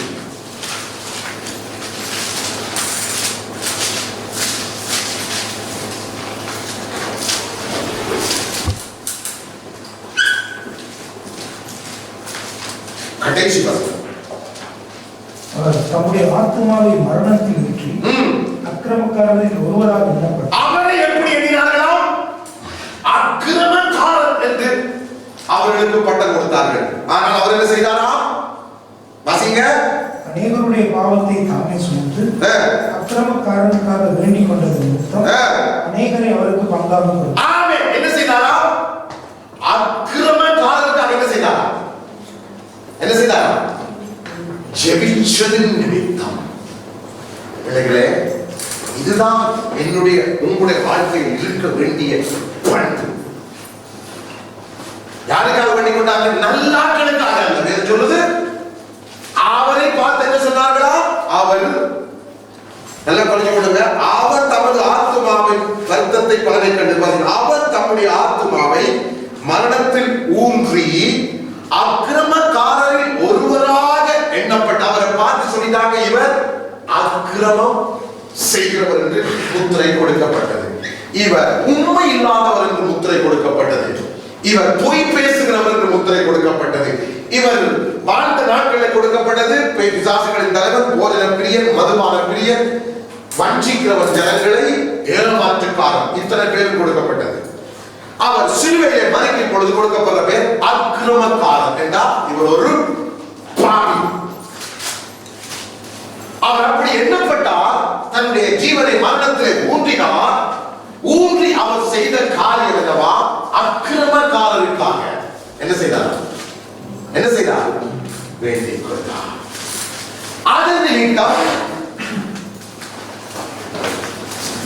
எந்த அக்கிரமக்காரருக்காக அவர் வேண்டிக் கொண்டாரோ அவர்கள் எல்லாம் அவருக்கு வாசி முடியுங்க. வேண்டிக் கொண்டது நிமித்தம் அநேகரை அவருக்கு பங்காக கொடுத்தார். பரவான்களை அவர் தமக்கு கொள்ளையாக. ஆமென். நல்லா கவனித்துக் கொள்ளுங்க. அநேகரை பிதாவானவர் அவருக்கு எதனால பாவம் செய்து அவர்களுக்காக வேண்டிக் கொண்டது நிமித்தம் சொன்ன அநேகரை ஆதாயப்படுத்தினேன். இன்றைய பரலோகத்தில் ஏசப்பா எண்ணற்ற கிரீடங்கள் ஒவ்வொரு ஆத்துமாக்கள் அவருடைய சீசுகளை அவர் கொண்டு போய் நிறுத்திட்டார். ஒருவர் மிஸ் ஆயிட்டார். மிச்சம் பேர் என்ன செய்தார்? கொண்டு போய் 11 பேரை என்ன செய்தார்? கொண்டு போய் நிறுத்திட்டார். ஒருவன் மாத்திரம் நரகத்திலே கொடிய வேதனைப்படுகிறான். ஒருவன் மாத்திரம் கொடிய வேதனைப்படுகிறான். அழைக்கப்பட்டு தெரிந்து கொள்ளப்பட்டு அபிஷேகம் பண்ணப்பட்ட யூதாஸ் கரியோத் மாத்திரம் கொடிய வேதனைப்படுகிறான். அங்கே இருந்து அவன் அவரை நினைப்பான். நிச்சயமாக அங்கே இருந்து அந்த கொடிய வேதனையிலிருந்து அவரை நினைப்பான். ஐயோ, இழந்து விட்டேனே, ஐயோ, எனக்கு கொடுத்த சந்தர்ப்பத்தை இழந்துட்டேனே, என்னோடு கூட இருந்த ஆண்டவரே, நான் எப்படிப்பட்டவன் என்று தெரிந்தும் என்னை அவர் அழைத்தாரே, நான் எப்படிப்பட்டவன் என்று அறிந்தும் என்னை அவர் நேசித்தாரே, நான் எப்படிப்பட்டவன் என்பதை அறிந்தும் என்னோடு 3 வருஷம் ஒன்றாய் இருந்தாரே, நான் எப்படிப்பட்டவன் என்று அறிந்தும் அவர் என்னோடு உட்கார்ந்து பரலோகத்தின் ரகசியங்களை எனக்கு சொல்லித் தந்தாரே, நான் எப்படிப்பட்டவன் என்று அறிந்தும் என்னை அபிஷேகித்தாரே, நான் எப்படிப்பட்டவன் என்று அறிந்து எனக்கு வல்லமை வரங்களை கொடுத்தாரே. அநேக நேரங்களில் ஏசப்பாவை தியானிக்கும் பொழுது நம்முடைய உள்ளம் உடைகிறது. அவர் எப்படிப்பட்டவர்? அவர் எப்படிப்பட்டவர்? அவர் எப்படிப்பட்டவர்? கடைசி வரைக்கும் தம் சீசர்களுக்காக பிதாவுக்கு முன்னாலே புலங்கால் போட்டார். கடைசி வரைக்கும் சீசர்களுக்காக பேசினார். கடைசியா சிலுவைக்கு முன்பு போறதுக்கு முன்பதாக யோவான் 17 அவர் எழுதிய ஜெபத்தினால் வேதத்திலே எழுதி வைக்கப்பட்டிருக்கிறது. அவர் சொன்னார், ஒருவரையும் கேட்டின் மகன் கெட்டு போவானே ஒழிய நான் ஒருவரையும் இழக்க மாட்டேன். இப்பொழுது யூதாஸ் கரியோத்து குத்துண்டவனாக, ஏனென்றால் என்னை அறிந்து, என்னை தெரிந்து, என்னை புரிந்து என்று நீ கூப்பிட்டீங்க. நான் எப்படிப்பட்டவன் என்பதை அறிந்து, தெரிந்து, புரிந்து என்னை நீ கூப்பிட்டீரே ஆண்டவரே, எதற்காக? இழந்து விட்டேனே. என்னை தெரியாமல் நீ அழைத்திருந்தால் அது ஒரு பெரிய காரியமாக எடுக்க வேண்டிய அவசியம் இல்லையே. தெரியாது, நான் இப்படி செய்வேன் என்பது உனக்கு தெரியாது. ஆனால் என்னை தெரிந்து கொள்ளும் போதே அவருக்கு என்ன தெரியும்? உங்களில் ஒருவன் என்னை என்ன சொல்றார்? உங்களில் ஒருவன் என்னை காட்டிக் கொடுப்பான். உங்களில் ஒருவன் என்னை காட்டிக் கொடுப்பான். வேறு ஆவியிலே தூக்கப்பட ஆரம்பித்தாரா? உங்களில் ஒருவர், நான் அழைத்தவர், நான் தெரிந்துவிட அபிஷேகித்தவர் ஒருவர் என்னை காட்டிக் கொடுப்பார் என்று சொன்னார். அதுல இருந்து நமக்கு இயேசுப்பாவுடைய உள்ளத்தை புரிந்து கொள்ள முடிகிறது. அவருடைய உள்ளத்தில் என்ன இருந்தது? யூதாசுக்கும் ஒரு சந்தர்ப்பம், யூதாசுக்கும் ஒரு சந்தர்ப்பம், எந்த மனிதனுக்கும் ஒரு சந்தர்ப்பம். யூதாஸ் நினைத்தால் நான் அவரை ஏமாற்றி விட்டேன் என்று. ஆனால் உண்மை என்ன? தன்னை தானே நெருப்பு வைத்துக் கொண்டார். அந்த நெருப்பு இன்ற வரைக்கும் பாதாளத்திலே பற்றி கொண்டிருக்கிறது. ஒரு ஊழியக்காரன் தினகர் ஐயா சொன்னார், அவனுக்கு ஒரு தனி இடத்தை சாத்தான் வைத்திருக்கிறான். தனி இடம். யூதாஸ் கரியோத்துக்கு ஒரு தனி வேதனைப்படுத்துகிறான்.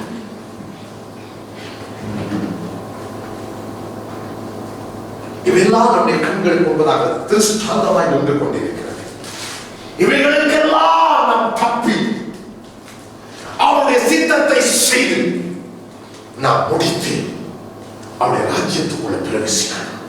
இந்த பூமியை வரப்போகிற இத்தனை ஆபத்துகளுக்கு, இத்தனை சம்பவிக்க போகிற காரியங்களுக்கு, இனி வரப்போகிற ஆபத்துகளுக்கு நாம் தப்பி வாழணும். ஒரே வழி வேதம் சொல்லுது, உன்னதமானவருடைய மறைவிலே இருக்கிறவன் சர்வ வல்லவருடைய நிழலிலே தங்குவான். சங்கீதம் 27 சொல்லுகிறது, அவர் தம்முடைய கூடார மறைவிலே என்னை ஒளித்து. அப்போ நாம் எங்க போகணுமா? அவருடைய கூடார மறைவுக்கு ஓடி போகணும், அவருடைய பாதத்துக்கு. வேதம் சொல்லுகிறது, இன்னும் கொஞ்ச காலத்தில் அவருடைய கோபம் பற்றி எரியும். மனுஷகுமாரன் இந்த பூமியை நியாயத்திற்கு வருகிறார், இயேசு கிறிஸ்து. இன்னும் கொஞ்ச காலத்தில் அவருடைய கோபம் பற்றி எரியும். அதனால் அவர் வழியில இருக்கும் பொழுது, அவர் வர்றதுக்கு முன்பதாக அவர் வந்து கொண்டிருக்கிறார். அவருடைய பாதத்தை என்ன செய்யுங்க? என்ன செய்யலாம்?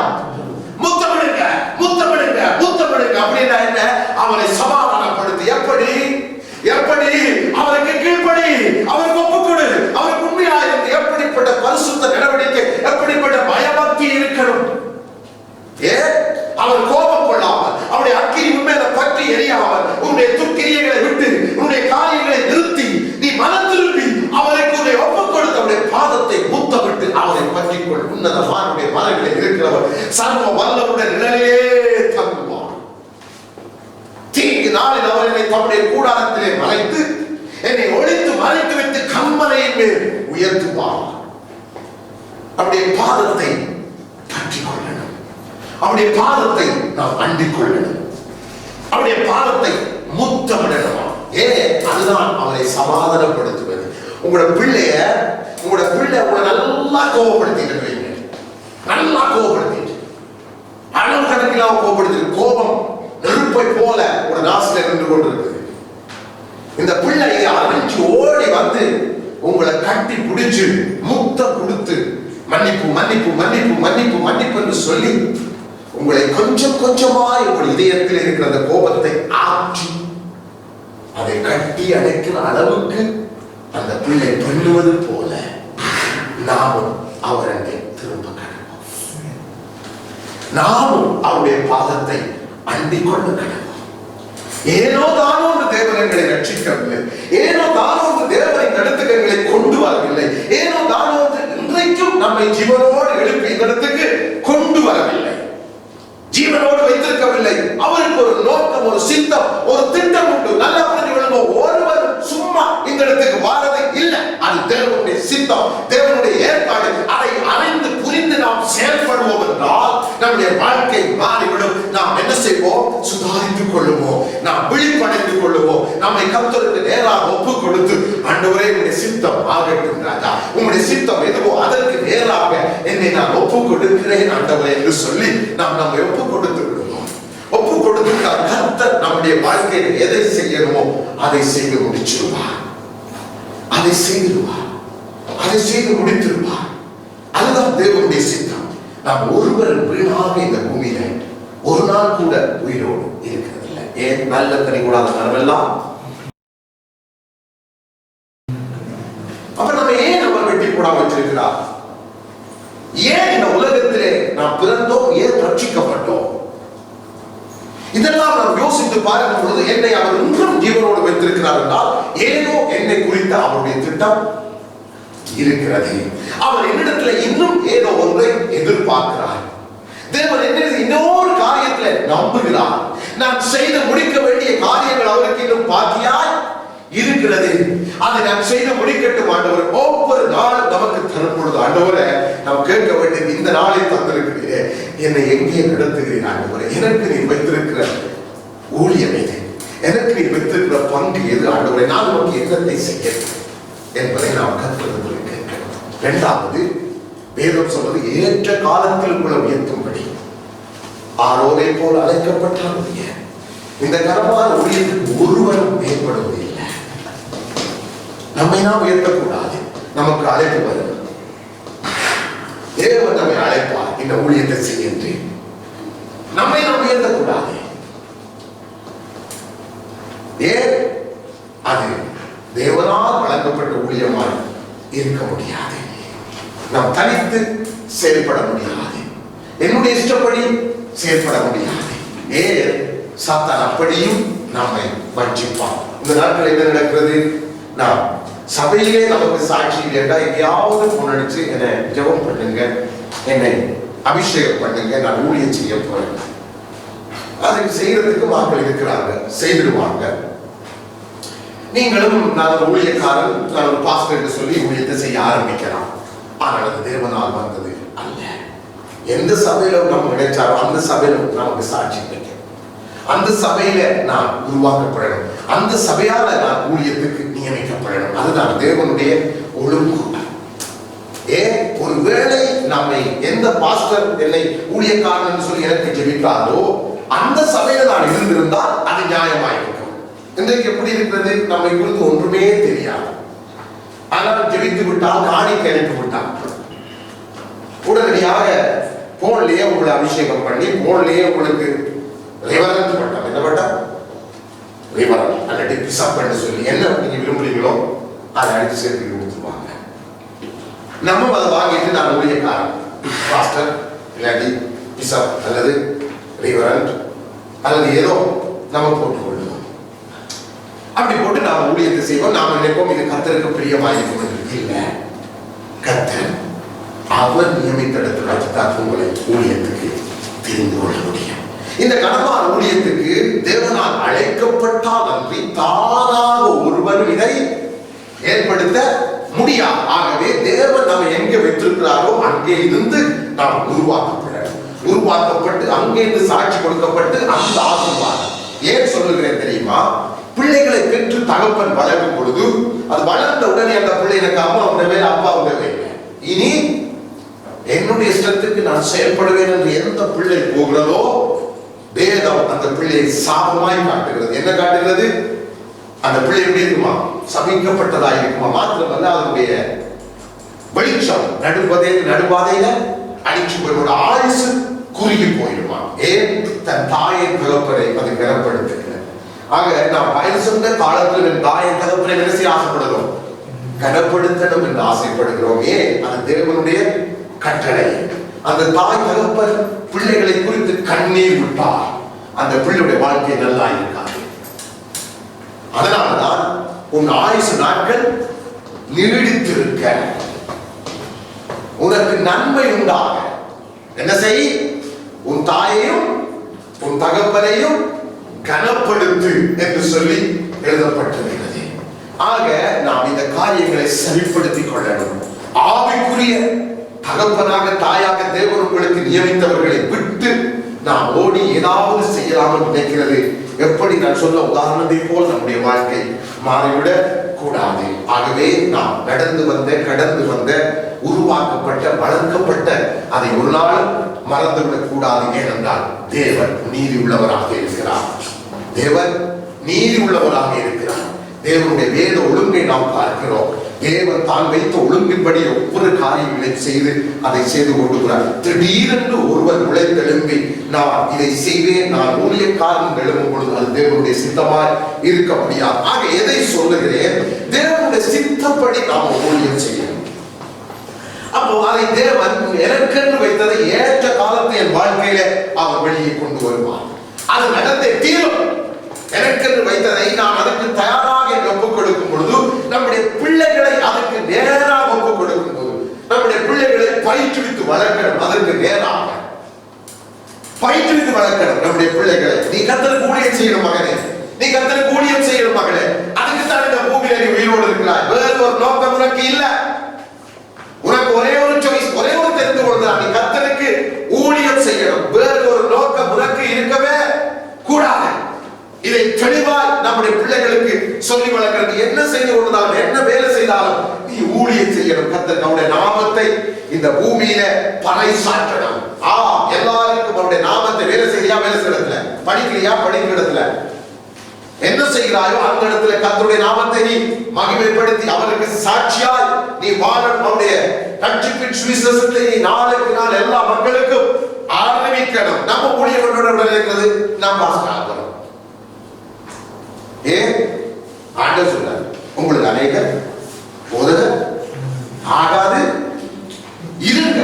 ஏன் அநேக காரியங்களில் நாம் தவறுகிறபடினால் நாம் பாவிகளிலிருந்து தீர்க்கப்படாதபடிக்கு அநேகர் உங்களிலே போதகர் ஆகாது இருங்க. ஏன் எதை நாம் பிரசங்கிக்கிறோமோ அதை நாம் கை கொள்ளவில்லை என்றால் தேவன் நம்மை தள்ளி விடுவார். நம்ம என்ன செய்வார்? தள்ளி விடுவார் அல்லது ஆதாரம் என்று தள்ளப்படுவோம். கர்த்தர் நம்மோடு பேச மாட்டார்.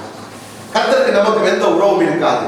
நம்ம வேணுமெண்டா 4 டிக்ஷனரி எடுத்து பிரசங்கம் பண்ணலாம், பிரசங்கத்தை கேட்டு பிரசங்கம் பண்ணலாம், காப்பி பண்ணலாம். இன்றைக்கு தான் 52 வாரத்துக்கு 52 பிரசங்க புத்தகங்கள் வருது. எடுத்தாச்சு, எழுதியாச்சு. அதுல படிங்க, இதுல படிங்க. பரிசுத்தம் வேண்டா, அங்க இருக்குது பாருங்க, இங்க இருக்குது பாருங்க. ஆரியமானது வெளிப்படுத்த நினைக்கும் பரிசுத்தம் எங்கெங்கெல்லாம் இருக்கோ அதை காட்டி பரிசுத்தம் பிரசங்கம். அது எழுதி வைத்து பண்றது அது பிரசங்கம் இல்லை, அது ஒரு பாட புத்தகம். பிரசங்கம் இருக்கிறது ஆண்டவர் உள்ளத்துல இருந்து தருகிற காரியம். அந்த பக்குவத்தை நாம் அடையணும். ஆக நாம் இயேசு கிறிஸ்துவை பற்றி கொள்ளணும். இனி வரப்போகிற காலங்களில் நான் தப்பி இந்த பூமியில வாழணும் என்றார். யோவான் சொல்லுகிறார், அவருடைய சித்தத்தின்படி வாழ கற்றுக்கொள்ளுங்க. இந்த பூமியை தாண்டி நான் பரலோகத்துக்குள்ள பிரவேசிக்கணும் என்றார் ஆண்டவர் சொல்லுகிறார். மத்தியில அவருடைய சித்தத்தை செய்து முடித்திருங்க. அப்பொழுது நீங்கள் ராஜ்யத்திற்குள்ளே பிரவேசிக்கலாம்.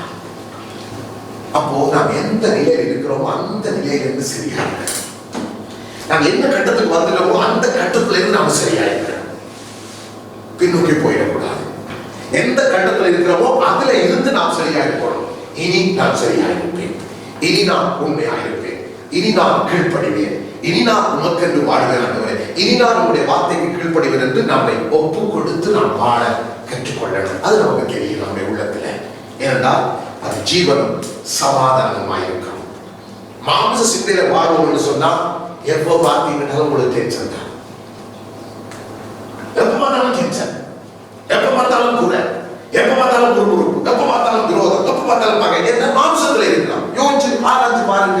இப்படிப்பட்ட சந்தர்ப்பங்கள் நம்முடைய வாழ்க்கை, நம்முடைய குடும்பங்கள் ஏற்படும். எப்ப பார்த்தாலும் குழப்பம், எப்ப பார்த்தாலும் குறை, எப்ப பார்த்தாலும் குற்றம், எப்ப பார்த்தாலும் பகை. என்றால் மாம்ச சிந்தையில நாம் நடத்தப்படுகிறோம். ஆவியின் சிந்தை நமக்குள்ள வந்துட்டா சத்துருவை நான் என்ன செய்வேன்? சிநேகிப்பேன். சபிக்கிறவன் என்ன செய்வேன்? கர்த்தர் உங்களை ஆசீர்வதிப்பார் என்று சொல்லுவேன். என்னை நிந்தித்து துன்பப்படுத்துறவருக்கு என்ன சொல்லுவேன்னா, கர்த்தாவே இவரை ஆசீர்வதிங்க என்று ஜெபம் பண்ணுவேன். இதுதான் ஆவியின் சிந்தை. அவருடைய வார்த்தை சொல்லுகிறது இதைத்தான். ஆகவே நமக்கு நேரம் கடந்து போகிறபடினால் நாம் கர்த்தருடைய சமூகத்திலே எழுந்து நின்று அவரை நோக்கி பார்த்து